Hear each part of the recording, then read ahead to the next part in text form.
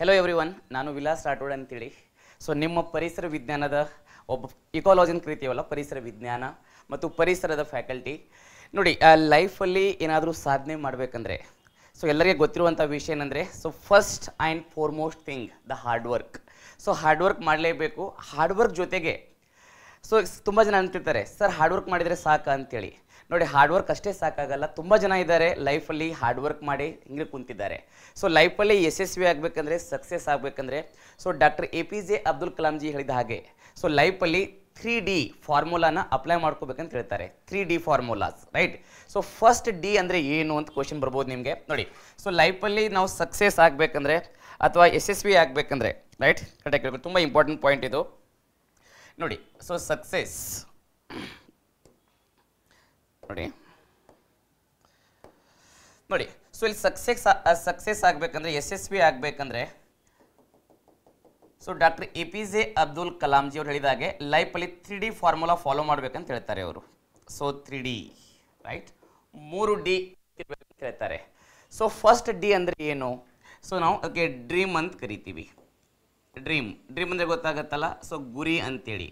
So ಒಂದು ಒಳ್ಳೆ ಗುರಿ ಹೊಂದ್ಕೊಂಡಿರ್ಬೇಕು, ನಾವು ಒಂದು ಒಳ್ಳೆ ಉದ್ದೇಶ ಇರಬೇಕು ಲೈಫಲ್ಲಿ. ಈಗ ತುಂಬ ಜನ ನೀವು ಕೂಡ ಒಬ್ಬ PSI ಆಗಬೇಕು ಅಥವಾ KS ಅಧಿಕಾರಿ ಆಗಬೇಕು ಅಥವಾ IAS ಅಧಿಕಾರಿ ಆಗಬೇಕು ಅಂತ ಕನಸು ಕಂಡಿರ್ತೀರ, ಅಥವಾ ಈ ಸಮಾಜಕ್ಕೆ ಆದಷ್ಟು ನಮ್ಮ ಕಡೆಯಿಂದ ಒಂದು ಸೇವೆಯನ್ನು ನಾವು ಮಾಡಬೇಕು ಅಂತ ಒಂದು ಕನಸು ಕಂಡಿದ್ದೀರಾ. ಆ ಕನಸು ಇರಬೇಕು ಅಂತ ಅವ್ರು ಹೇಳ್ತಾರೆ. ಫಸ್ಟು ಸೊ ಲೈಫ್ ಯಾವುದೇ ಒಂದು ಜೀವಿ ತಗೊಳ್ಳಿ, ಅದನ್ನು ಬದುಕಬೇಕಂದ್ರೆ, ಅದು ಯಶಸ್ವಿ ಆಗಬೇಕಂದ್ರೆ ಫಸ್ಟು ಅದಕ್ಕೊಂದು ಗುರಿ ಇರಬೇಕು ಅಂತ, ಒಂದು ಡ್ರೀಮ್ ಇರಬೇಕು ಅಂತ. ಆ್ಯಂಡ್ ಡ್ರೀಮ್ ಇದ್ರೆ ಅಷ್ಟೇ ಆಗಂಗಿಲ್ಲ, ಅದಕ್ಕೆ ಆ ಗುರಿನ ತಲುಪಬೇಕಂದ್ರೆ ಏನು ಬೇಕು? ಸೆಕೆಂಡ್ ಡಿ ಬೇಕು. ಇದು ಫಸ್ಟ್ ಡಿ ಬಂದು ಡ್ರೀಮ್, ಸೆಕೆಂಡ್ ಡಿ ಬಂದು ಏನಂದರೆ ಡೆಡಿಕೇಶನ್. ನಾವು ಅದಕ್ಕೆ ಎಫರ್ಟ್ ಅಂತ ಕೂಡ ಕರಿತೀವಿ, ಎಫರ್ಟ್ ಅಥವಾ ಪರಿಶ್ರಮ ಅಂತ ಕರಿತೀವಿ. ಸೊ ಯಾವುದೇ ಒಂದನ್ನು ಗುರಿನ ತಲುಪಬೇಕಂದ್ರೆ ಸೊ ನಾವು ಎಫರ್ಟ್ ಹಾಕಬೇಕಾಗತ್ತೆ, ಸೊ ಪರಿಶ್ರಮವನ್ನು ಪಡಬೇಕಾಗತ್ತೆ. ಈಗ ತುಂಬ ಜನ ಗುರಿ ಹೊಂದ್ಕೊಂಡಿರ್ತಾರೆ. ಈಗ PSI ಆಗಬೇಕಂದ್ರೆ ಅಥವಾ KS ಅಧಿಕಾರಿ ಆಗಬೇಕಂದ್ರೆ ಪ್ರತಿಯೊಬ್ಬರು ಕೂಡ ಕಷ್ಟಪಡ್ತಾರೆ. ಕೋಚಿಂಗ್ ತಗೋತಾರೆ, ಆನ್ಲೈನ್ ಕ್ಲಾಸಸ್ ಕೇಳ್ತಾರೆ, ಆಫ್ಲೈನ್ ಕ್ಲಾಸಸ್ ಕೇಳ್ತಾರೆ, ಬುಕ್ಸ್ ಓದ್ತಾರೆ, NCERTs ಓದ್ತಾರೆ, ಆ್ಯಂಡ್ ಮ್ಯಾಗ್ಝಿನ್ಸ್ ಓದ್ತಾರೆ, ನ್ಯೂಸ್ ಪೇಪರ್ಸ್ ಓದ್ತಾರೆ. ಹಾರ್ಡ್ ವರ್ಕ್ ಅಂತೂ ಮಾಡೇ ಮಾಡ್ತಾರೆ. ಎಲ್ಲರೂ ಕೂಡ ಕಠಿಣ ಪರಿಶ್ರಮವನ್ನು ಪಡ್ತಾರೆ. ಆದರೆ ಅದರ ಜೊತೆಗೆ ಈ 3D ಇಲ್ಲದೆ ಇದ್ದರೆ ಲೈಫಲ್ಲಿ ಸಕ್ಸಸ್ ಕಾಣೋದು ಸ್ವಲ್ಪ ಡಿಲೇ ಆಗ್ಬೋದು, ಲೇಟ್ ಆಗ್ಬೋದು, ಅಥವಾ ಸಕ್ಸಸ್ ಸಿಗದೆ ಇರ್ಬೋದು. ಹಾಗಾದರೆ ಏನದು ಥರ್ಡ್ ಡಿ? ಅದು ತುಂಬ ಇಂಪಾರ್ಟೆಂಟ್. ಅದು ಏನಂದರೆ ಎಲ್ಲಕ್ಕಿಂತ important, so discipline. So discipline ಅಂದರೆ ಶಿಸ್ತು ಅಂತ ಕರಿತೀವಿ, ರೈಟ್? ಶಿಸ್ತು. ಈ ಶಿಸ್ತು ನಮ್ಮ ಹತ್ರ ಇಲ್ಲದೆ ಇದ್ದರೆ, ರೈಟ್, ಸೊ ನಾವು ಎಷ್ಟೇ ಹಾರ್ಡ್ ವರ್ಕ್ ಮಾಡಿದರೂ ಸಹಿತ ಸೊ ಕೆಲವೊಂದು ವೇಳೆಯಲ್ಲಿ ಸೊ ಸಕ್ಸಸ್ ಸಿಗೋದು ತಡವಾಗ್ಬೋದು ಅಥವಾ ಸಕ್ಸಸ್ ಸಿಗದೆ ಇರ್ಬೋದು. ಸೊ ಹಾಗಾಗಿ ಲೈಫಲ್ಲಿ ಎಲ್ಲಕ್ಕಿಂತ ಇಂಪಾರ್ಟೆಂಟ್ ಏನಂದರೆ ಡಿಸಿಪ್ಲಿನ್. ಸೊ ಈಗ ತುಂಬ ಜನ PSI ಓದ್ತಾ ಇದ್ದೀರಾ, ತುಂಬ ಜನ KS ಓದ್ತಾ ಇದ್ದೀರಾ, ಸೊ ಕೆಲವೊಬ್ರು IAS ಓದಬೇಕಂತೂ ಕೂಡ ಕನಸು ಕಂಡಿರ್ತೀರಾ. ಸೊ ಇವಾಗ ಆ ಗುರಿಯನ್ನು ಹೊಂದಿರುವಾಗ ಮಾಡಿದ್ರೆ ಸಾಲದು, ಒಂದು ಡಿಸಿಪ್ಲಿನ್ ಇರಬೇಕು. ಏನು ಡಿಸಿಪ್ಲಿನ್ ಅಂದರೆ, ಸೊ ಕರೆಕ್ಟಾಗಿ ಪ್ರತಿದಿನ ಒಂದು ಕ್ಲಾಸಸ್ನ ನೀಟಾಗಿ ಕೇಳಬೇಕು, ನೋಟ್ಸ್ ಮಾಡ್ಕೋಬೇಕು, ಅಥವಾ ಎಕ್ಸಾಮಿಗೆ ಏನು ಬೇಕೋ ಅದೇ ಒಂದು ಫಾರ್ಮ್ಯಾಟಲ್ಲಿ, ಅದೇ ಒಂದು ಡಿಮಾಂಡಲ್ಲಿ ನಾವು ಎಕ್ಸಾಮ್ನ ಓದಬೇಕಾಗತ್ತೆ. ಸೊ ಇವಾಗ PSI ಓದುವರು PSI ಓದಬೇಕಂದ್ರೆ PSI ಸಿಲೆಬಸ್ ಗೊತ್ತಿರಬೇಕು ಫಸ್ಟು, ಅಥವಾ PC ಓದಬೇಕಂದ್ರೆ PC ಸಿಲೆಬಸ್ ಗೊತ್ತಿರಬೇಕು, ಅಥವಾ KS ಅಧಿಕಾರಿ ಆಗಬೇಕಂದ್ರೆ KS ಸಿಲೆಬಸ್ ಗೊತ್ತಿರಬೇಕು, ಅದೇ IAS ಅಧಿಕಾರಿ ಆಗಬೇಕಂದ್ರೆ IAS ಸಿಲೆಬಸ್ ಗೊತ್ತಿರಬೇಕು. ಸೊ ಸಿಲೆಬಸ್ ಗೊತ್ತಿಲ್ಲದೇನೆ ಸುಮ್ಮನೆ ರ್ಯಾಂಡಮ್ಲಿ ನಾವು ಓದಕ್ಕೆ ಸ್ಟಾರ್ಟ್ ಮಾಡಿದ್ರೆ ಅಥವಾ ಓದೋಕ್ಕೆ ಪ್ರಾರಂಭ ಮಾಡಿದರೆ ಅದಕ್ಕೆ ಯಾವುದೋ ಗುರಿ ಅಂದರೆ ಗುರಿ ತಲುಪಬೇಕಂದ್ರೆ ಕಷ್ಟ ಆಗಿಬಿಡುತ್ತೆ. ಸೊ ಹಾಗಾಗಿ ಲೈಫಲ್ಲಿ ಎಲ್ಲಕ್ಕಿಂತ ಇಂಪಾರ್ಟೆಂಟ್ ಶಿಸ್ತು. ಅಂದರೆ ಪ್ರತಿದಿನ ಒಂದು ಟೈಮ್ ಟೇಬಲ್ನ ಹಾಕ್ಕೊಂಡು, ಸೊ ನಿಮಗೆ ಯಾವುದು ಅನುಕೂಲ ಆಗುತ್ತೆ ಅದೇ ಪ್ರಕಾರ ನೀವು ಒಂದು ಟೈಮ್ ಟೇಬಲ್ನ ಹಾಕ್ಕೊಂಡು ಸರಿಯಾಗಿ ಪ್ರತಿದಿನ ಓದಿದರೆ ಸೊ ಡೆಫಿನೆಟ್ಲಿ ಗೆಟ್ ಸಕ್ಸಸ್. ಇದು ನಾನು ಹೇಳೋದಲ್ಲ, one of the most successful person in India doctor APJ Abdul Kalam G ಅವರು. ಯಾಕೆ ಡಾಕ್ಟರ್ APJ ಅಬ್ದುಲ್ ಕಲಾಂ ಅವರು ಹೆಸರನ್ನ ತಗೋತಾ ಇದ್ದೀನಿ ಅಂದರೆ, ಸೊ ಒಂದು ಅತ್ಯಂತ ಕಡು ಬಡತನದಿಂದ ಬಂದು ರಾಮೇಶ್ವರಂ ಅಂತ ಒಂದು ವಿಲೇಜ್ದಿಂದ ಬಂದು ಸೊ ಒಬ್ಬ ಭಾರತ ರಾಷ್ಟ್ರಪತಿ ಆಗ್ತಾರೆ, ಒಬ್ಬ ಮಿಸೈಲ್ ಮ್ಯಾನ್ ಆಫ್ ಇಂಡಿಯಾ ಅಂತ ಆಗ್ತಾರೆ. ಅದೇ ರೀತಿಯಾಗಿ ಡಾಕ್ಟರ್ BR ಅಂಬೇಡ್ಕರ್ ಜಿ ಅವರು ಕೂಡ ಸೊ ಅತ್ಯಂತ ಒಂದು ಕಡು ಬಡತನದಿಂದ ಬಂದು ಸೊ ಇಡೀ ನಮ್ಮ ಭಾರತ ದೇಶದ ಒಂದು ಸಂವಿಧಾನವನ್ನೇ ಬರೀತಾರೆ. ಸೊ ಇಡೀ ದೇಶದ ಒಂದು ಜನತೆಯ ಒಂದು ನೀಡ್ಸ್, ಅದಕ್ಕೆ ಅವ್ರಿಗೆ ಏನು ಬೇಕು ಅದನ್ನು ಅರ್ಥ ಮಾಡ್ಕೊಂಡಿರುವಂಥ ಡಾಕ್ಟರ್ BR ಅಂಬೇಡ್ಕರ್ ಜಿ ಅವರು ಸೊ ಪ್ರತಿಯೊಬ್ಬರಿಗೂ ಕೂಡ ಒಬ್ಬ ಬಡ ವ್ಯಕ್ತಿಯಿಂದ ಶ್ರೀಮಂತ ವ್ಯಕ್ತಿಯವರಿಗೆ ಸೊ ಅವರ ಒಂದು ಹಕ್ಕುಗಳನ್ನು ಅಂದರೆ ಯಾವ ರೀತಿಯಾಗಿ ನಾವು ಹಕ್ಕುಗಳನ್ನು ರಕ್ಷಣೆ ಮಾಡ್ಕೋಬಹುದು ಆ ಒಂದು ದೃಷ್ಟಿಕೋನದಲ್ಲಿ ಒಂದು ಸುಂದರವಾದಂಥ ಸಂವಿಧಾನವನ್ನು ಬರೆದು ಕೊಟ್ಟಿದ್ದಾರೆ. ಸೊ ಅಂಥ ವ್ಯಕ್ತಿ ಕೂಡ ಇವತ್ತು ಸಕ್ಸಸ್ ಆಗಿದ್ದಾರೆ ಅಂದರೆ because of discipline. So discipline ಇದ್ರೆ ಮಾತ್ರ ಯಾರು ಬೇಕಾದರೂ ಸಕ್ಸಸ್ ಆಗ್ಬೋದು. ಇವತ್ತು ಇನ್ನೊಂದು ಪಾಯಿಂಟ್ ಹೇಳಕ್ಕೆ ಇಷ್ಟಪಡ್ತೀನಿ ನಾನು ನಿಮಗೆ. ಇವತ್ತು ಏನು ನೀವು ಕ್ಲಾಸಸ್ ಕೇಳ್ತಾ ಇದ್ದೀರಾ, ರೈಟ್? ಸೊ ಈ ಒಂದು ಟೀಮಲ್ಲಿ, ಸೊ ಈ ಒಂದು 360 ಪ್ರೋಗ್ರಾಮ್ದಲ್ಲಿ ಎಂಥ ವ್ಯಕ್ತಿಗಳಿದ್ದಾರೆ ಅಂದರೆ the most successful and the most disciplined people ಇದ್ದಾರೆ. ಆಲ್ಮೋಸ್ಟ್ ನೀವು ಸುದರ್ಶನ್ ಅಂತ ಕೇಳ್ತೀರಾ. So Sudarshan sir is known for CSAT and even the mathematics. So ಇಡೀ ಇವಾಗ ನಮ್ಮ ಕರ್ನಾಟಕದಲ್ಲಿ ಒಂದು ಒಳ್ಳೆ ಟ್ರೆಂಡ್ದಲ್ಲಿ ಇದ್ದಾರೆ, ರೈಟ್? ಸೊ ಅದೇ ರೀತಿಯಾಗಿ ನಿಮ್ಗೆ ಗೊತ್ತಿಲ್ಲ ಶಾಂತಪ್ಪ ಸರ್ ಅಂತ. So he is the person of, generally ನಾವು ಹೇಳ್ತೀವಿ ಪರ್ಸನ್ ವಿತ್ ನೋ ಎನಿಮೀಸ್ ಅಂತ ಒಳ್ಳೆ ವ್ಯಕ್ತಿ ಇದ್ದಾರೆ. ಆದರೆ ನಿಮಗೆ ಮಂಜು ಸರ್ ಅಂತ ಗೊತ್ತು, ಅದರಲ್ಲಿ ಹುಸೇನಪ್ಪ ಸರ್ ಅಂತ ನಿಮಗೆ ಎಲ್ಲರಿಗೂ ಗೊತ್ತು, ರೈಟ್? ಹುಸೇನಪ್ಪ ಸರ್ ಪ್ರತಿಯೊಬ್ಬರ ಮನದಲ್ಲಿ, ಪ್ರತಿಯೊಬ್ಬರ ಹೃದಯದಲ್ಲಿ ಇವತ್ತು ಇದ್ದಾರೆ. ಸೊ ಯಾವಾಗ PC ಸ್ಟೂಡೆಂಟ್ಸ್ ಆಗಿರ್ಬೋದು, PSI ಸ್ಟೂಡೆಂಟ್ಸ್ ಆಗಿರ್ಬೋದು, SDA FDA KS ವಿದ್ಯಾರ್ಥಿಗಳ ಮನದಲ್ಲಿ ಕುಂತಿರುವಂಥ ವ್ಯಕ್ತಿ ಯಾರಂದರೆ ಹುಸೇನಪ್ಪ ಸರ್. ಅವರು ಕೂಡ ಈ ಟೀಮಲ್ಲಿ ಇದ್ದಾರೆ. Plus Shantappa sir one of the most successful person ಈ ಟೀಮಲ್ಲಿ ಇದ್ದಾರೆ. ಇನ್ನು ಮಂಜುನಾಥ್ ಸರ್ ನಿಮ್ಗೆಲ್ಲರಿಗೂ ಗೊತ್ತು, ಸಾಧನಾ ಅಕಾಡೆಮಿ ಮಂಜುನಾಥ್ ಸರ್, ಅವರಂತೂ ನಿಮಗೆ ನೆಕ್ಸ್ಟ್ ಲೆವೆಲ್ ವ್ಯಕ್ತಿಯವರು. ಅಂದರೆ ಒಂದು ಪರ್ಸನಾಲಿಟಿ, ಒಬ್ಬ ಒಳ್ಳೆಯ ವ್ಯಕ್ತಿ, ಅದಕ್ಕೆ ಉದಾಹರಣೆ ಮಂಜುನಾಥ್ ಸರ್. ಅಂತ ಎಲ್ಲ ಒಂದು ಒಳ್ಳೆ ಟೀಮ್ ಇದೆ. ಆ ಒಳ್ಳೆ ಟೀಮ್ನಿಂದ ನಿಮಗೆ ಮಾರ್ಗದರ್ಶನ ಸಿಗ್ತಾ ಇದೆ ಅಂದರೆ really you are so lucky ಅಂತ ನಾನು ಹೇಳಕ್ಕೆ ಇಷ್ಟಪಡ್ತೀನಿ, ರೈಟ್? ಸೊ ಇಷ್ಟು ನಿಮಗೆ ಲೈಫಲ್ಲಿ ನೀವು ಸಕ್ಸಸ್ ಆಗಬೇಕಂದ್ರೆ ಒಬ್ಬ ಒಳ್ಳೆ, ರೈಟ್? ಸೊ ಇಲ್ಲಿ ಸಕ್ಸಸ್ ಆಗಬೇಕಂದ್ರೆ ನೀವು ಖಂಡಿತ ಏನು ಮಾಡ್ಕೋಬೇಕಂದ್ರೆ, ರೈಟ್? ಸೊ ನೀವು ಇಲ್ಲಿ ಎಲ್ಲಕ್ಕಿಂತ ಇಂಪಾರ್ಟೆಂಟ್ ಡಿಸಿಪ್ಲಿನ್, ಅದನ್ನು ಫಾಲೋ ಮಾಡಲೇಬೇಕು. ಡಿಸಿಪ್ಲಿನ್ ಇದ್ರೆ ಖಂಡಿತ ನೀವು ಪಾಸ್ ಆಗೇ ಆಗ್ತೀರಾ. ಸೊ ಇಷ್ಟು ಹೇಳುತ್ತಾ, so will start the environment ecology. ನೋಡಿ, ಎನ್ವೈರ್ಮೆಂಟ್ ಇಕಾಲಜಿ ಯಾಕೆ ಓದಬೇಕು ಅಂತ ಕ್ವಶನ್ ಬರುತ್ತೆ ಫಸ್ಟು. ಆ್ಯಂಡ್ ಎನ್ವೈರ್ಮೆಂಟ್ ಇಕಾಲಜಿ ಓದಕ್ಕೆ ಪ್ರಾರಂಭ ಮಾಡಿದ ಮೇಲೆ ಸೊ ಯಾವೆಲ್ಲ ಟಾಪಿಕ್ನ ಓದಬೇಕು, ಯಾವೆಲ್ಲ ಟಾಪಿಕ್ಗೆ ನಾವು ಹೆಚ್ಚಿನ ಮಹತ್ವವನ್ನು ಕೊಡಬೇಕು. ಸೊ ಬಿಕಾಸ್ ನೋಡಿ, ಇವಾಗ ಮಾರ್ಕೆಟಲ್ಲಿ ತುಂಬ ಸೋರ್ಸ್ ಸಿಗುತ್ತೆ, ನಿಮಗೆ ತುಂಬ ಬುಕ್ಸ್ಗಳೆಲ್ಲ ಸಿಗ್ತವೆ. ಆದರೆ ಎಲ್ಲಕ್ಕಿಂತ ಇಂಪಾರ್ಟೆಂಟ್ ಏನಂದರೆ ಇಲ್ಲಿ, ಸೊ ಇವಾಗ ಏನು ಓದಬೇಕು ಅಂತ ಗೊತ್ತಾಗಲ್ಲ ಎಷ್ಟೋ ಜನರಿಗೆ, ರೈಟ್? ಸೊ ಏನು ಓದಬೇಕು ಅಂತ ಗೊತ್ತಾಗದೇ ಇರುವಾಗ ಸೊ ತುಂಬ ಸಮಸ್ಯೆ ಆಗಿಬಿಡುತ್ತೆ, ರೈಟ್? ಸೊ ಹಾಗಾಗಿ ಎಲ್ಲಕ್ಕಿಂತ ಇಂಪಾರ್ಟೆಂಟ್ ಏನು ಓದಬೇಕು, ಏನು ಓದಬಾರ್ದು ಅಂತ ಫಸ್ಟು ಗೊತ್ತಾಗಬೇಕು. ಸೊ ಏನು ಓದಬೇಕು ಅಂತ ಫಸ್ಟ್ ಅರ್ಥ ಆದರೆ ಸೊ ನೀವು ಏನು ಓದಬಾರ್ದು ಅಂತ ಈಸಿಯಾಗಿ ನಿಮಗೆ ಅರ್ಥ ಆಗಿಬಿಡುತ್ತೆ, ರೈಟ್? ತುಂಬ ಇಂಪಾರ್ಟೆಂಟ್ ಪಾಯಿಂಟ್ ಅದು. ಸೊ ಅದಕ್ಕೆ ಫಸ್ಟ್ ನಾವು ಈ ಎನ್ವೈರ್ಮೆಂಟ್ ಇಕಾಲಜಿ ಪ್ರಾರಂಭ ಮಾಡೋಕ್ಕಿಂತ ಮುಂಚೆ ನಿಮಗೊಂದು ಸಿಲೆಬಸ್ ಗೊತ್ತಿರಬೇಕು. ಸೊ ನಮಗೆ ಏನು ಓದಬೇಕಾಗಿದೆ, ಎಲ್ಲಿಂದ ಕ್ವಶನ್ಸ್ ಬರ್ತಾ ಇದ್ದಾವೆ, ಸೊ PCಯಲ್ಲಿ ಎಲ್ಲಿಂದ ಹೆಚ್ಚು ಕ್ವಶನ್ಸ್ ಕೇಳ್ತಾರೆ, ರೈಟ್? ಆ್ಯಂಡ್ PSI ಹೆಚ್ಚು ಕೇಳ್ತಾರೆ. ಸೊ KS ಅಲ್ಲಿ ಯಾವ ರೀತಿ ಕ್ವಶನ್ಸ್ ಬರ್ತವೆ ಈ ಎನ್ವೈರ್ಮೆಂಟ್ ಇಕಾಲಜಿಯಿಂದ, ಆ ಒಂದು ಪಾಯಿಂಟ್ಸ್ ನಿಮಗೆ ಇಲ್ಲಿ ಗೊತ್ತಾಗಬೇಕು, ರೈಟ್? ಸೊ ಇಲ್ಲಿ ಗೊತ್ತಾದರೆ ಆಟೋಮೆಟಿಕ್ ಆಗಿ ನಿಮ್ಗೆ ಏನಾಗುತ್ತೆ ಅಂದರೆ, ರೈಟ್? ಸೊ ಒಂದು ಕ್ಲಾರಿಟಿ ಸಿಗುತ್ತೆ, ಏನು ಓದಬೇಕು ಅಂತ ಒಂದು ಕ್ಲಾರಿಟಿ ಸಿಗುತ್ತೆ, ರೈಟ್? ಇವಾಗ ನೆಕ್ಸ್ಟ್ ನೋಡಿ, ಈಗ ಎನ್ವೈರ್ಮೆಂಟ್ ಇಕಾಲಜಿ ಅಂತ ಬಂದ ಮೇಲೆ ಅದರಲ್ಲಿ ಚಾಪ್ಟರ್ ನಂಬರ್ 1 ಇರುತ್ತೆ. ಸೊ ಚಾಪ್ಟರ್ ನಂಬರ್ 1ರಲ್ಲಿ ಎನ್ವೈರ್ಮೆಂಟ್ ಆ್ಯಂಡ್ ಇಟ್ಸ್ ಕಾಂಪೋನೆಂಟ್ಸ್ ಅಂತ ಬರುತ್ತೆ. Environment it's components. So environment and its components ಅಂದರೆ ಪರಿಸರ ಮತ್ತು ಅದರ ಘಟಕಗಳು ಅಂತೇಳಿ.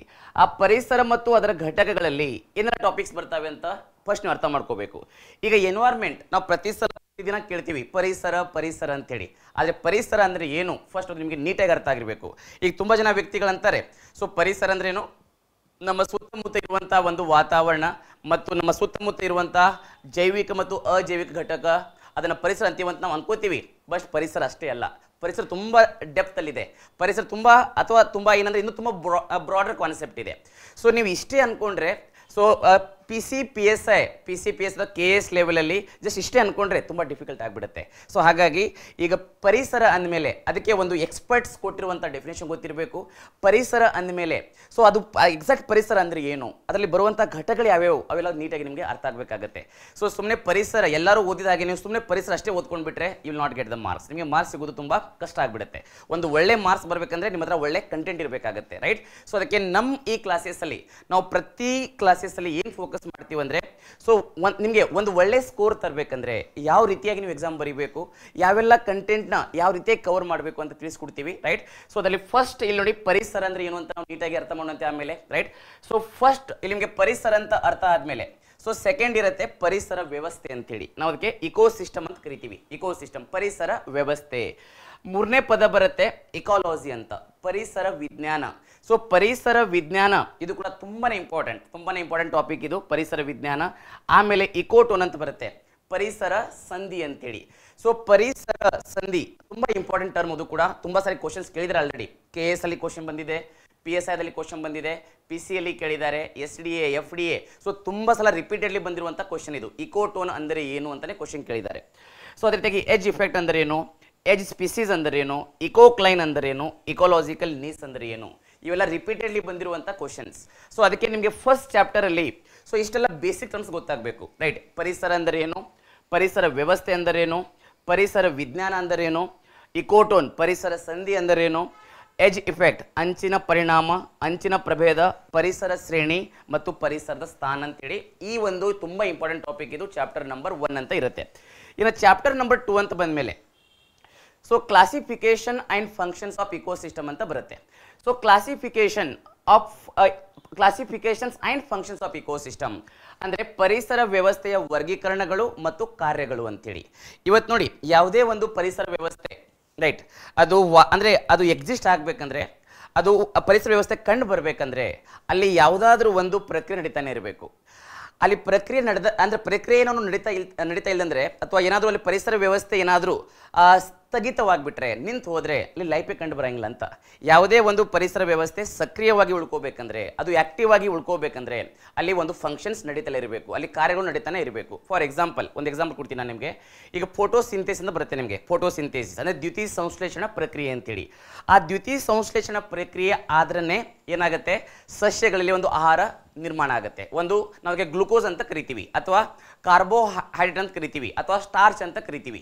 ಆ ಗ್ಲುಕೋಸ್ ನಿರ್ಮಾಣ ಆದರೆ ಮಾತ್ರ ಏನಾಗುತ್ತೆ, ಕನ್ಸ್ಯೂಮರ್ಸ್ ಅಥವಾ ಪ್ರಾಣಿಗಳಿಗೆ ಒಂದು ಆಹಾರ ಸಿಗುತ್ತೆ. ಇನ್ನು ಪ್ರಾಣಿಗಳಿಗೆ ಆಹಾರ ಸಿಕ್ಕರೆ ಏನಾಗುತ್ತೆ, ಅಲ್ಲಿ ಪ್ರಾಣಿಗಳು ಕಂಡು ಬರ್ತವೆ ಇಲ್ಲಿ ಪರಿಸರ ವ್ಯವಸ್ಥೆಯಲ್ಲಿ. ಸೊ ಪರಿಸರ ವ್ಯವಸ್ಥೆ ಉಳ್ಕೋಬೇಕಂದ್ರೆ ಅಲ್ಲಿ ಸಸ್ಯಗಳು ಇರಬೇಕು, ಅಲ್ಲಿ ಪ್ರಾಣಿಗಳು ಇರಬೇಕು. ಸೊ ಸಸ್ಯಗಳು ಅಷ್ಟೇ ಇದ್ರೆ ಏನಾಗುತ್ತೆ, ಸೊ ಆಲ್ಮೋಸ್ಟ್ ಸಸ್ಯಗಳು ಎಲ್ಲ ಕಡೆ ಬೆಳೆದು ಬಿಟ್ರೆ ಅಲ್ಲಿ ಪ್ರಾಣಿಗಳು ಇಲ್ಲದೆ ಇರುವಾಗ ಸೊ ಸಸ್ಯಗಳು ಏನಾಗ್ತವೆ, ಅನ್ಕಂಟ್ರೋಲ್ಡ್ ಅಂದರೆ ನಿಯಂತ್ರಣ ಇಲ್ಲದೇ ಎಲ್ಲ ಕಡೆ ವ್ಯಾಪಿಸ್ಬಿಡುತ್ತೆ. ಸೊ ಎಲ್ಲ ಕಡೆ ವ್ಯಾಪಿಸಿದ ಮೇಲೆ ಅದು ಏನಾಗ್ಬಿಡುತ್ತೆ ಅಂದರೆ ಪರಿಸರ ವ್ಯವಸ್ಥೆ ಅನ್ಸ್ಟೇಬಲ್ ಆಗುತ್ತೆ ಅಥವಾ ಅಸ್ಥಿರವಾಗ್ಬಿಡುತ್ತೆ. ಆ ಪರಿಸರ ವ್ಯವಸ್ಥೆ ಅಸ್ಥಿರವಾಗಬಾರ್ದಂದ್ರೆ ಅಲ್ಲಿ ಸಸ್ಯಗಳು ಇರಬೇಕು, ಪ್ರಾಣಿಗಳು ಇರಬೇಕು ಅಂತ. ಅದಕ್ಕೆ ನಿಮ್ಗೊಂದು ಟಾಪಿಕ್ ಬರುತ್ತೆ, ಏನಂದರೆ ಉತ್ಪಾದಕಗಳು ಮತ್ತು ಭಕ್ಷಕಗಳು ಅಂತ ಒಂದು ಟಾಪಿಕ್ ಬರುತ್ತೆ. ಸೊ ಉತ್ಪಾದಕಗಳು ಯಾವ ಬರ್ತವೆ, ಸಸ್ಯಗಳು ಉತ್ಪಾದಕಗಳು. ಅಲ್ಲಿ ಉತ್ಪಾದನೆ ಮಾಡಿದ ಮೇಲೆ ಏನಾಗುತ್ತೆ, ಒಂದು ಎನರ್ಜಿ ನಿರ್ಮಾಣ ಆಗುತ್ತೆ. ಅದೇ ಎನರ್ಜಿ ಏನಾಗುತ್ತೆ ಅಂದರೆ ಸೊ ಪ್ರಾಣಿಗಳಿಗೆ ಟ್ರಾನ್ಸ್ಫರ್ ಆಗುತ್ತೆ, ಅಥವಾ ಸೊ ಪ್ರಾಣಿಗಳಿಗೆ ಏನಾಗುತ್ತೆ ಅಂದರೆ ಆ ಎನರ್ಜಿ ಟ್ರಾನ್ಸ್ಫರ್ ಆಗುತ್ತೆ. ಆ ಎನರ್ಜಿ ಟ್ರಾನ್ಸ್ಫರ್ ಆಗುವುದರಿಂದ ಸೊ ಆ ಪರಿಸರ ವ್ಯವಸ್ಥೆ ಉಳ್ಕೊಳ್ಳುತ್ತೆ. ಸೊ ಅದೇ ರೀತಿಯಾಗಿ ಇವತ್ತು ಹೈಡ್ರೋಲಾಜಿಕಲ್ ಸೈಕಲ್ ಅಂತ ಕೇಳಿರ್ತೀರಾ, ಸೊ ಜಲಚಕ್ರ ಅಂತ ಕೇಳಿರ್ತೀರಾ. ಆ ಹೈಡ್ರೋಲಾಜಿಕಲ್ ಸೈಕಲ್ ಆದರೆ ಮಾತ್ರ ಈ ಭೂಮಿ ಮೇಲೆ ವಾಟರ್ ಅಥವಾ ನೀರು ಎಕ್ಸಿಸ್ಟ್ ಆಗುತ್ತೆ. ಈಗ ಹೈಡ್ರೋಲಾಜಿಕಲ್ ಸೈಕಲ್ ಆಗದೆ ಇದ್ರೆ ಏನಾಗುತ್ತೆ, ಅಗೇನ್ ಲೈಫ್ ಎಂಡ್ ಆಗಿಬಿಡುತ್ತೆ. ಬಿಕಾಸ್ ನಾವು ವಾಸಿಸ್ಬೇಕಂದ್ರೆ, ಬದುಕಬೇಕಂದ್ರೆ ನೀರು ಬೇಕೇ ಬೇಕು, ನಾವು ಬದುಕಬೇಕಂದ್ರೆ ಏರ್ ಬೇಕೇ ಬೇಕು. ಆ್ಯಂಡ್ ಇದು ಏರ್ ಸರ್ಕ್ಯುಲೇಷನ್ ಆಗಿರ್ಬೋದು ಅಥವಾ ವಾಟರ್ ಸರ್ಕ್ಯುಲೇಷನ್ ಆಗಿರ್ಬೋದು. ಸೊ ಪ್ರತಿಯೊಂದು ಕೂಡ ಎಲ್ಲಿ ನಡೆಯುತ್ತೆ, ಇಕೋಸಿಸ್ಟಮಲ್ಲಿ ನಡೆಯುತ್ತೆ. ಅದಕ್ಕಾಗಿ ಈ ತುಂಬ ಡೆಪ್ತಲ್ಲಿ ಓದಬೇಕಾಗತ್ತೆ. ಸೊ ಕೆಲವೊಂದು ಬುಕ್ಗಳಲ್ಲಿ ನಿಮಗೆ ಆ ಡೆಪ್ತಲ್ಲಿ ಇಲ್ಲದೇ ಇರುವುದರಿಂದ ಸೊ ತುಂಬ ವಿದ್ಯಾರ್ಥಿಗಳು ಯಾಕೆ ಆನ್ಸರ್ ಮಾಡೋಕ್ಕಾಗಲ್ಲ ಕ್ವಶನ್ಗಳಿಗೆ ಅಂದರೆ, ಸೊ ಕಂಪ್ಲೀಟ್ಲಿ ಒಂದು ಬುಕ್ನ ಡಿಪೆಂಡ್ ಆಗಿಬಿಡ್ತಾರೆ. ಆ್ಯಂಡ್ ಒಂದೊಂದು ಬುಕ್ಕಲ್ಲಿ ಸೊ ಒಂದು ಎಕ್ಸಾಮ್ ಪಾಯಿಂಟ್ ಆಫ್ ವ್ಯೂ ಎಷ್ಟು ಬೇಕು ಎಲ್ಲ ಕಂಟೆಂಟ್ ಸಿಗದೇ ಇರುವುದರಿಂದ ಸಮ್ಟೈಮ್ ವಿದ್ಯಾರ್ಥಿಗಳಿಗೆ ತುಂಬಾ ತೊಂದರೆ ಆಗುತ್ತೆ. ಸೊ ಆ ಒಂದು ದೃಷ್ಟಿಕೋನದಲ್ಲಿ ಇದೊಂದು ಒಳ್ಳೆ ಪ್ಲಾಟ್ಫಾರ್ಮ್ ನಿಮಗೆ. ಸೊ ಟಾರ್ಗೆಟ್ 360 ಅದರ ಹೆಸರೇ ಇದೆ, ಟಾರ್ಗೆಟ್ 360 ಅಂತ. ಎಂಥ ವಂಡರ್ಫುಲ್ ನೇಮ್ ಅದು, ಟಾರ್ಗೆಟ್ 360 ಅಂತೇಳಿ. ಈ ಟಾರ್ಗೆಟ್ 360 ಅಂದರೆ ಸೊ ಪ್ರತಿಯೊಂದು ಡೈಮೆನ್ಷನ್, ಸೊ ಪ್ರತಿಯೊಂದು ಹಂತು ಅಥವಾ ಪ್ರತಿಯೊಂದು ಎಕ್ಸಾಮ್ನ ಕವರ್ ಮಾಡುವಂಥ ಒಂದು ಪ್ಲಾಟ್ಫಾರ್ಮ್ ಇದು. ಅಥವಾ ಒಂದು ವಿದ್ಯಾರ್ಥಿಗೆ ಸೊ ಏನೆಲ್ಲ ಬೇಕು ಅದು ಒಂದೇ ಕಡೆ ಸಿಗುವಂಥ ಪ್ಲ್ಯಾಟ್ಫಾರ್ಮ್ ಇದು. ಯಾಕಂದರೆ ಸಾಮಾನ್ಯವಾಗಿ ನಮ್ಮ ಗ್ರಾಮೀಣ ಭಾಗದ ವಿದ್ಯಾರ್ಥಿಗಳಿಗೆ ಆಗಿರ್ಬೋದು ಅಥವಾ ನಗರ ಪ್ರದೇಶದ ವಿದ್ಯಾರ್ಥಿಗಳಿಗೆ ಆಗಿರ್ಬೋದು, ಅವ್ರದ್ದು ಏನು ಡಿಮಾಂಡ್ ಇರುತ್ತೆ, ಕ್ವಾಲಿಟಿ ಎಜುಕೇಷನ್. ಬಿಕಾಸ್ ತುಂಬ ಜನ ಪ್ರತಿಭಾವಂತ ವಿದ್ಯಾರ್ಥಿಗಳು ಅವರು ಗ್ರಾಮೀಣ ಪ್ರದೇಶದಲ್ಲಿ ಇರ್ತಾರೆ. ಆ ಗ್ರಾಮೀಣ ಪ್ರದೇಶಗಳಿಂದ ಒಂದು ಸಿಟಿಗೆ ಬಂದು ಇಲ್ಲಿ ಕೋಚಿಂಗ್ ತೆಗೆದುಕೊಳ್ಳುವಷ್ಟು ಆ ದುಡ್ಡು ಇಲ್ಲದೇ ಇರಬಹುದು, ಅಥವಾ ಅವ್ರ ಫ್ಯಾಮಿಲಿ ಸಪೋರ್ಟ್ ಇಲ್ಲದೇ ಇರಬಹುದು. ಅಂಥ ವಿದ್ಯಾರ್ಥಿಗಳಿಗೆ ಒಂದು ಕ್ವಾಲಿಟಿ ಎಜುಕೇಷನ್, ಒಂದು ಒಳ್ಳೆಯ ತರಬೇತಿ ಸಿಗಲಿ ಅಂತೇಳಿ ಸೊ ಸುದರ್ಶನ್ ಸರ್ ಮತ್ತು ಅವರು ಒಂದು ಒಳ್ಳೆ ಟೀಮ್ ಸೊ ನಿಮಗೆ ಒಂದು ಬ್ಯೂಟಿಫುಲ್ ಪ್ಲ್ಯಾಟ್ಫಾರ್ಮ್ನ ಕ್ರಿಯೇಟ್ ಮಾಡಿದ್ದಾರೆ. ಹಾಗಾಗಿ ಸೊ ಇಲ್ಲಿ ಬಂದಂಥ ಪ್ರತಿಯೊಬ್ಬ ವಿದ್ಯಾರ್ಥಿಗಳಿಗೆ 360 ಅಂದರೆ PC-ದಿಂದ ಹಿಡ್ಕೊಂಡು DC ವರೆಗೆ, ಅಂದರೆ ಕಾನ್ಸ್ಟೇಬಲ್ದಿಂದ ಹಿಡ್ಕೊಂಡು IAS ಅಧಿಕಾರಿವರೆಗೆ ಸೊ ಏನೆಲ್ಲ ಕ್ವಾಲಿಟಿ ಎಜುಕೇಷನ್ ಬೇಕು, ಒಂದು ಗುಣಮಟ್ಟದ ತರಗತಿ ಬೇಕು, ಅದನ್ನು ಕೊಡೋಕ್ಕೆ ರೆಡಿಯಾಗಿದ್ದಾರೆ. ಸೊ ಬಟ್ ಅದನ್ನು ಕನ್ಸ್ಯೂಮ್ ಮಾಡೋಕ್ಕೆ, ಅದನ್ನು ನೀವು ಸೇವಿಸೋಕ್ಕೆ ನೀವು ರೆಡಿಯಾಗಿರಬೇಕು ಅಷ್ಟೇ, ರೈಟ್. ಸೊ ಅದಕ್ಕೆ ನೀವು ಪ್ರಾಮಾಣಿಕವಾಗಿ ಸೊ ನಮ್ಮ ಜೊತೆ ಅಸೋಸಿಯೇಟ್ ಆಗಿದ್ದರೆ ಸೊ ಖಂಡಿತ ಸೊ ನಮಗೆ ಪ್ರಾಮಿಸ್ ಮಾಡ್ತೀವಿ. ಸೊ ನೀವು ಏನು ಅಂದ್ಕೊಂಡಿರ್ತೀರ ಅದಕ್ಕಿಂತ ಹೆಚ್ಚಿಗೆ ಕೊಡೋಕ್ಕೆ ನಮಗೆ ತುಂಬ ಖುಷಿ ಆಗುತ್ತೆ. ಸೊ ಬಿಕಾಸ್ ಅಲ್ಟಿಮೇಟ್ಲಿ ನಿಮ್ಗೆ ಸಪೋರ್ಟ್ ಬೇಕು, ಸೊ ನಿಮ್ಮದು ಕೋಆಪರೇಷನ್ ಬೇಕು ನಮಗೆ. ಸೊ ನೀವು ಸಪೋರ್ಟ್ ಮಾಡಿದರೆ ಖಂಡಿತ ಸೊ ಮತ್ತಷ್ಟು ನಿಮಗೆ ಏನು ಒಂದು ಬೇಡಿಕೆ ಇರುತ್ತೆ, ಸೊ ನಿಮ್ದು ಏನೋ ಒಂದು ಡಿಮಾಂಡ್ ಇರುತ್ತೆ, ಅದಕ್ಕಿಂತ ಹೆಚ್ಚಿಗೆ ನಮಗೆ ಒಂದು ಫುಲ್ಫಿಲ್ ಮಾಡೋಕ್ಕೆ ಒಂದು ಒಳ್ಳೆ ಅವಕಾಶ ಸಿಗುತ್ತೆ, ರೈಟ್. ಸೊ ಇದೊಂದು ಒಳ್ಳೆ ಬ್ಯೂಟಿಫುಲ್ ಟಾಪಿಕ್ ಇದು, ಇಕೋಸಿಸ್ಟಮ್ ಫಂಕ್ಷನ್ಸ್ ಅಂತೇಳಿ. ಇದು ಚಾಪ್ಟರ್ ನಂಬರ್ 2. ಆ್ಯಂಡ್ ಸಾಮಾನ್ಯವಾಗಿ ಪ್ರತಿ ವರ್ಷ ಒಂದಿಲ್ಲ ಒಂದು ಕ್ವಶನ್ಸ್ ಕೇಳ್ತಾರೆ ಮೇಲೆ, ರೈಟ್. ಸೊ ಕ್ಲಾಸಿಫಿಕೇಶನ್ ಮತ್ತು ಫಂಕ್ಷನ್ಸ್ ಮೇಲೆ. ಆ್ಯಂಡ್ ಈ ಚಾಪ್ಟರ್ ನಾವು ಏನು ನೋಡ್ತೀವಿ ಅಂದರೆ ಸೊ ಟೈಪ್ಸ್ ಆಫ್ ಇಕೋಸಿಸ್ಟಮ್, ಪರಿಸರ ವ್ಯವಸ್ಥೆಯ ಪ್ರಕಾರಗಳು. ಅದರಲ್ಲಿ ಫಸ್ಟ್ ಏನು ಬರುತ್ತೆ ಅಂದರೆ ನ್ಯಾಚುರಲ್ ಬರುತ್ತೆ. ಇವಾಗ ನೋಡಿ, so natural ecosystem. So natural ecosystem ಅಂದರೆ ನೋಡಿ ನೈಸರ್ಗಿಕ ಪರಿಸರ ವ್ಯವಸ್ಥೆ ಅಂತೇಳಿ, ರೈಟ್. ಸೊ ನೈಸರ್ಗಿಕ ಪರಿಸರ ವ್ಯವಸ್ಥೆ. ಆ್ಯಂಡ್ ಆರ್ಟಿಫಿಷಿಯಲ್ ಅಂದರೆ ಮಾನವ ನಿರ್ಮಿತ ಪರಿಸರ ವ್ಯವಸ್ಥೆ ಅಂತ ಬರುತ್ತೆ. ಸೊ ತುಂಬ ನ್ಯಾಚುರಲ್ ಇಕೋಸಿಸ್ಟಮ್ ಒಂದು ಮ್ಯಾನ್ಮೇಡ್, ನೈಸರ್ಗಿಕ ಪರಿಸರ ವ್ಯವಸ್ಥೆ ಮತ್ತು ಮಾನವ ನಿರ್ಮಿತ ಪರಿಸರ ವ್ಯವಸ್ಥೆ. ಸೊ ನ್ಯಾಚುರಲ್ ಇಕೋಸಿಸ್ಟಮ್ ಅಲ್ಲಿ ಫಸ್ಟ್ ಏನು ಬರುತ್ತೆ ಅಂದರೆ ಟೆರೆಸ್ಟ್ರಿಯಲ್ ಅಂತ ಬರುತ್ತೆ. ಸೊ ಟೆರೆಸ್ಟ್ರಿಯಲ್ ಅಂದ್ರೆ ಏನು, ನೆಲಭಾಗದ ಪರಿಸರ ವ್ಯವಸ್ಥೆ ಅಂತೇಳಿ. ಸೊ ನೆಲಭಾಗದ ಪರಿಸರ ವ್ಯವಸ್ಥೆ. ಆ್ಯಂಡ್ ಸೆಕೆಂಡ್ ಏನಂದರೆ ಅಕ್ವೇಟಿಕ್ ಅಂದರೆ ಗೊತ್ತಾಗತ್ತಾ, ಜಲಭಾಗದ ಪರಿಸರ ವ್ಯವಸ್ಥೆ ಅಂತೇಳಿ. ಸೊ ಜಲಭಾಗದ ಪರಿಸರ ವ್ಯವಸ್ಥೆ ಒಂದು ನೆಲಭಾಗದ ಪರಿಸರ ವ್ಯವಸ್ಥೆ ಎರಡು ಬರ್ತವೆ. ಮತ್ತು ಈ ಒಂದು ನೆಲಭಾಗದ ಪರಿಸರ ವ್ಯವಸ್ಥೆಯಲ್ಲಿ ಇಲ್ಲಿ ಫಾರೆಸ್ಟ್ ಅಂತ ಬರುತ್ತೆ. ಸೊ ಫಾರೆಸ್ಟ್ ಅಂದರೆ ಗೊತ್ತಾಗುತ್ತಲ್ಲ, ಅರಣ್ಯಗಳು ಅಂತ ಬರುತ್ತೆ, ಅರಣ್ಯಗಳು. ಆ್ಯಂಡ್ ಗ್ರಾಸ್ಲ್ಯಾಂಡ್ಸ್ ಅಂದರೆ ಹುಲ್ಲುಗಾವಲು ಪ್ರದೇಶ, ರೈಟ್. ಇಲ್ಲಿ ಹುಲ್ಲುಗಾವಲು ಪ್ರದೇಶ ಅಂತ ಬರುತ್ತೆ. ಡೆಸರ್ಟ್ ಅಂದರೆ ಮರುಭೂಮಿ, ರೈಟ್. ಸೊ ಮರುಭೂಮಿ. ಸೊ ಇವು ಮೂರು ಬರ್ತವೆ, ಇದು ತುಂಬ ಇಂಪಾರ್ಟೆಂಟ್ ಎಕ್ಸಾಮಿಗೆ. ಸೊ ಗ್ರಾಸ್ಲ್ಯಾಂಡ್ ಅಂತ ನೋಡಿ, ಸಾಮಾನ್ಯವಾಗಿ PC, PSI, KS ಎಕ್ಸಾಮ್ಗಳಲ್ಲಿ ಇದನ್ನು ಕ್ವಶನ್ ಕೇಳ್ತಾರೆ. ಸೊ ಹುಲ್ಲುಗಾವಲು ಪ್ರದೇಶ ಅಂತ ಕ್ವಶನ್ ಕೇಳ್ತಾರೆ. ಈಗ ನೀವು ಆಲ್ಮೋಸ್ಟ್ ಕೇಳಿರ್ತೀರಾ, ಸ್ಟೆಪೀಸ್ ಹುಲ್ಲುಗಾವಲು ಪ್ರದೇಶ ಅಂತ ಕೇಳಿರ್ತೀರಾ, ಅಥವಾ ಪ್ರೇರೀಸ್ ಅಂತ ಕೇಳಿರ್ತೀರಾ, ಅಥವಾ ಲ್ಯಾನೋಸ್ ಅಂತ ಕೇಳಿರ್ತೀರಾ, ಕ್ಯಾಂಪೋಸ್ ಅಂತ ಕೇಳಿರ್ತೀರಾ, ಅಥವಾ ಡೌನ್ಸ್ ಅಂತ ಕೇಳಿರ್ತೀರಾ, ವೆಲ್ಡ್ ಅಂತ ಕೇಳಿರ್ತೀರಾ. ಇವೆಲ್ಲ ಗ್ರಾಸ್ಲ್ಯಾಂಡ್ಸ್ ತುಂಬಾ ಇಂಪಾರ್ಟೆಂಟ್ ಆ್ಯಂಡ್ ತುಂಬ ಸಲ ಕ್ವಶನ್ಸ್ ಬಂದಿದ್ದಾವೆ ಎಕ್ಸಾಮಲ್ಲಿ, ರೈಟ್. ಸೊ ಅದಕ್ಕೆ ನಿಮಗೆ ವಿತ್ ಕಾನ್ಸೆಪ್ಟ್. ಸೊ ನೋಡಿ, ಇವಾಗ ಸ್ಟೆಪೀಸ್ ಅಂದರೆ ರಷ್ಯಾದಲ್ಲಿ ಕಂಡು ಬರುತ್ತೆ, ಅಥವಾ ಅದೇ ಪ್ರೇರೀಸ್ ಅಂದರೆ ನಾರ್ತ್ ಅಮೆರಿಕಾದಲ್ಲಿ ಕಂಡು ಬರುತ್ತೆ. ಅದೇ ಇನ್ನೊಂದು ಬರುತ್ತೆ ನಿಮಗೆ ಬನ್ನಿ ಗ್ರಾಸ್ಲ್ಯಾಂಡ್ಸ್ ಅಂತ. ಆ ಬನ್ನಿ ಗ್ರಾಸ್ಲ್ಯಾಂಡ್ಸ್ ಕಂಡು ಬರುವುದು ಗುಜರಾತಲ್ಲಿ. ಸೊ ಅವು ಅಂದರೆ ಯಾವೆಲ್ಲ ಗ್ರಾಸ್ಲ್ಯಾಂಡ್ಸ್ ಇಲ್ಲೆಲ್ಲಿ ಕಂಡು ಬರ್ತವೆ ಆ್ಯಂಡ್ ಅದೇ ಭಾಗದಲ್ಲಿ ಯಾಕೆ ಕಂಡು ಬರ್ತವೆ, with concepts will discuss in the classes. So ನಮ್ಮ ಕ್ಲಾಸಸ್ದು ಅಥವಾ ಈ 360 ಪ್ಲಾಟ್ಫಾರ್ಮ್ದು ಒಂದು ಬ್ಯೂಟಿ ಏನಂದರೆ, will focus on the 3 things. ನಾವು 3 ಪಾಯಿಂಟ್ ಮೇಲೆ ಫೋಕಸ್ ಮಾಡ್ತೀವಿ. ನಾವು 3 ಪಾಯಿಂಟ್ಸ್ ಎಲ್ಲಕ್ಕಿಂತ ಇಂಪಾರ್ಟೆಂಟ್ ಈ ಎಕ್ಸಾಮಿಗೆ ಬೇಕಾಗಿರೋದು ಬೇಸಿಕ್ಸ್, ರೈಟ್. ಸೊ ಒಂದು ಬೇಸಿಕ್ ಸ್ಟ್ರಾಂಗ್ ಆಗಿರಬೇಕು. ಸೆಕೆಂಡ್ ಇಂಪಾರ್ಟೆಂಟ್ ಪಾಯಿಂಟ್, ಸೊ ಅದು ಕರೆಂಟ್ ಅಫೇರ್ಸ್ ಜೊತೆಗೆ ಇಂಟರ್ಲಿಂಕ್ ಆಗಿರಬೇಕು. ಸೊ ಯಾರಿಗೆ ಕರೆಂಟ್ ಅಫೇರ್ಸ್ ಜೊತೆ ಇಂಟರ್ಲಿಂಕ್ ಮಾಡೋಕ್ಕೆ ಬರುತ್ತೆ ಅವ್ರು ಪಕ್ಕಾ ಎಕ್ಸಾಮ್ ಪಾಸ್ ಆಗೇ ಆಗ್ತಾರೆ. ನೀವು ಪ್ರತಿದಿನ ಪ್ರತಿ ಸಲ ನೀವು ಒನ್ಲಿ ಕಾನ್ಸೆಪ್ಟ್ಸ್ ಅಷ್ಟೇ ಅರ್ಥ ಮಾಡಿಕೊಂಡು ಅಥವಾ ಬುಕ್ಕಲ್ಲಿದ್ದು ಅಷ್ಟೇ ಅರ್ಥ ಮಾಡಿಕೊಂಡ್ರು ಕೂಡ ಸಕ್ಸಸ್ ಆಗೋದು ಸ್ವಲ್ಪ ಡಿಫಿಕಲ್ಟ್ ಆಗುತ್ತೆ. ಯಾಕಂದರೆ ಇವಾಗ ಕ್ವಶನ್ಸ್ ಬರೋದೆಲ್ಲ ಕರೆಂಟ್ ಅಫೇರ್ಸ್ನ ಇಂಟರ್ಲಿಂಕ್ ಮಾಡಿ ಕ್ವಶನ್ಸ್ ಕೇಳ್ತಾರೆ. ಅಲ್ಲಿ ಒಂದು ಎಕ್ಸಾಂಪಲ್ ಕೊಡೋಕೆ ನಿಮಗೆ ಪ್ರಯತ್ನ ಪಡ್ತೀನಿ ನಾನು. ಈಗ ರೀಸೆಂಟ್ಲಿ ನಿಮ್ಗೆ ಏನಾದರೂ ಕ್ವಶನ್ಸ್ ಕೇಳಿದ್ರೆ, ಸೊ ಭಾರತದಲ್ಲಿ ಅತ್ಯಂತ ದೊಡ್ಡ ಹುಲಿ ಮೀಸಲು ಪ್ರದೇಶ ಯಾವುದನ್ನು ಕ್ವಶನ್ ಕೇಳ್ತಾರೆ ಅಂತ ತಿಳ್ಕೊಳ್ಳಿ. ಸೊ ಭಾರತದ ಅತ್ಯಂತ ದೊಡ್ಡ ಹುಲಿ ಮೀಸಲು ಪ್ರದೇಶ ಯಾವುದು, the largest tiger reserve of India ಯಾವುದನ್ನು ಕ್ವಶನ್ ಕೇಳಿದ್ರೆ ನಿಮ್ಗೆಲ್ಲರಿಗೂ ಗೊತ್ತು, ಯಾವುದು, ನಾಗಾರ್ಜುನ ಸಾಗರ್ ಅಂತೇಳಿ ಎಲ್ಲರಿಗೂ ಗೊತ್ತು. ಅದೇ ಸೆಕೆಂಡ್ ಏನಾದರೂ ಇನ್ನೊಂದು ಕ್ವಶನ್ ಕೇಳಿದ್ರೆ, so which is the second largest tiger reserve, so ಎರಡನೆಯ ಅತ್ಯಂತ ದೊಡ್ಡ ಹುಲಿ ಮೀಸಲು ಪ್ರದೇಶ ಯಾವುದನ್ನು ಕ್ವಶನ್ ಕೇಳಿದ್ರೆ, ಸೊ ಏನಾಗುತ್ತೆ, ಇಷ್ಟ ನೀವು ಬಂಡೀಪುರ ಅಂತ ಹೇಳ್ತಾ ಇದ್ರಿ. ಬಟ್ ಇವಾಗ ಆನ್ಸರ್ ಚೇಂಜ್ ಆಗುತ್ತೆ. ಯಾಕಂದರೆ ಇವಾಗ ರೀಸೆಂಟ್ಲಿ ಸುಂದರ್ಬನ್ಸ್, ಸೊ ನಮ್ಮ ಭಾರತದ ಎರಡನೇ ಅತ್ಯಂತ ದೊಡ್ಡ ಹುಲಿ ಮೀಸಲು ಪ್ರದೇಶ ಅಂತ ಇವಾಗ ಅದನ್ನು ನೋಟಿಫೈ ಮಾಡಿದ್ದಾರೆ, ಅದನ್ನ ಪ್ರಪೋಸಲ್ ಕೊಟ್ಟಿದ್ದಾರೆ. ಆ ಪ್ರಪೋಸಲ್ ಏನಾದರೂ ಎಕ್ಸೆಪ್ಟ್ ಆದರೆ ಪಕ್ಕ ಅಲ್ಲಿಂದ ಕ್ವಶನ್ ಬಂದೇ ಬರುತ್ತೆ. ಯಾವುದು, ಸುಂದರ್ಬನ್ಸ್ ಟೈಗರ್ ರಿಸರ್ವ್ ಮೇಲೆ ಪಕ್ಕ ಕ್ವಶನ್ಸ್ ಕೇಳ್ತಾರೆ. ಇನ್ನು ಸುಂದರ್ಬನ್ಸ್ ಅಂತ ನ್ಯೂಸಲ್ಲಿ ಇರುವಾಗ ಈಗ ಸುಂದರ್ಬನ್ಸ್ ಮ್ಯಾಂಗ್ರೂವ್ಸ್ ಮೇಲೆ ಕೂಡ ಕ್ವಶನ್ಸ್ ಬಂದೇ ಬರ್ತವೆ. ಆ ಸುಂದರ್ಬನ್ಸ್ ಮ್ಯಾಂಗ್ರೂವ್ಸ್ ನ್ಯೂಸಲ್ಲಿ ಇರುವುದರಿಂದ ಅಲ್ಲಿರುವಂಥ ರಾಯಲ್ ಬೆಂಗಾಲ್ ಟೈಗರ್ ಮೇಲೆ ಕ್ವಶನ್ಸ್ ಕೇಳ್ತಾರೆ. ಇನ್ನು royal Bengal tigers, Sundarban tiger reserves, ಅಲ್ಲಿಂದ ಕ್ವಶನ್ ಫ್ರೇಮ್ ಆಗೇ ಆಗುತ್ತೆ. ಈ ಥರ ನೀವು ಇಂಟರ್ಲಿಂಕ್ ಮಾಡೋಕ್ಕೆ ಬಂದರೆ ಸೊ ಖಂಡಿತ ಪಾಸ್ ಆಗೇ ಆಗ್ತೀರಾ.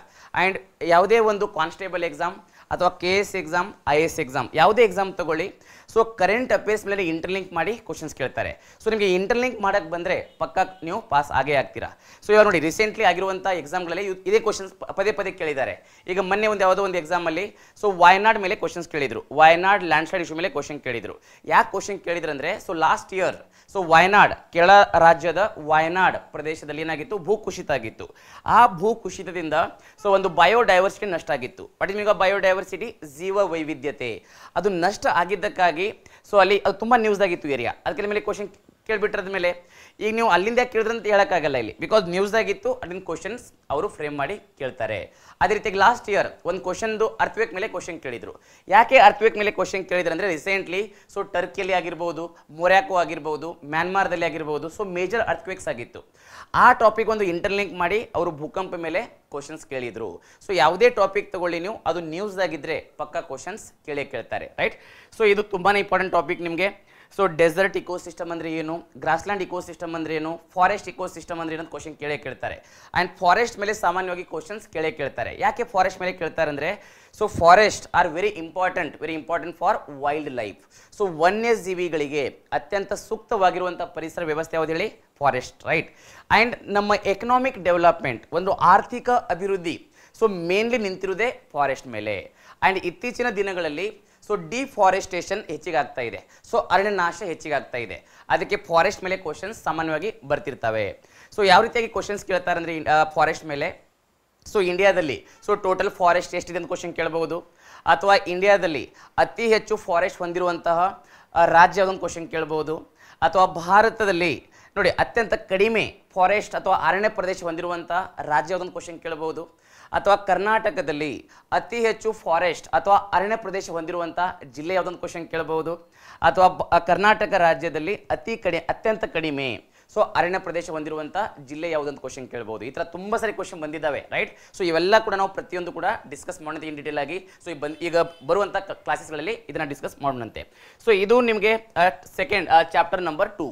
ಇನ್ chapter number 3 so ecology and its organisation level ಅಂತ ಬರುತ್ತೆ. ಇಕಾಲಜಿ ಅಂಡ್ ಇಟ್ಸ್ ಇಕಾಲಜಿಕಲ್ ನೋಡಿ, ecology and its organisation levels.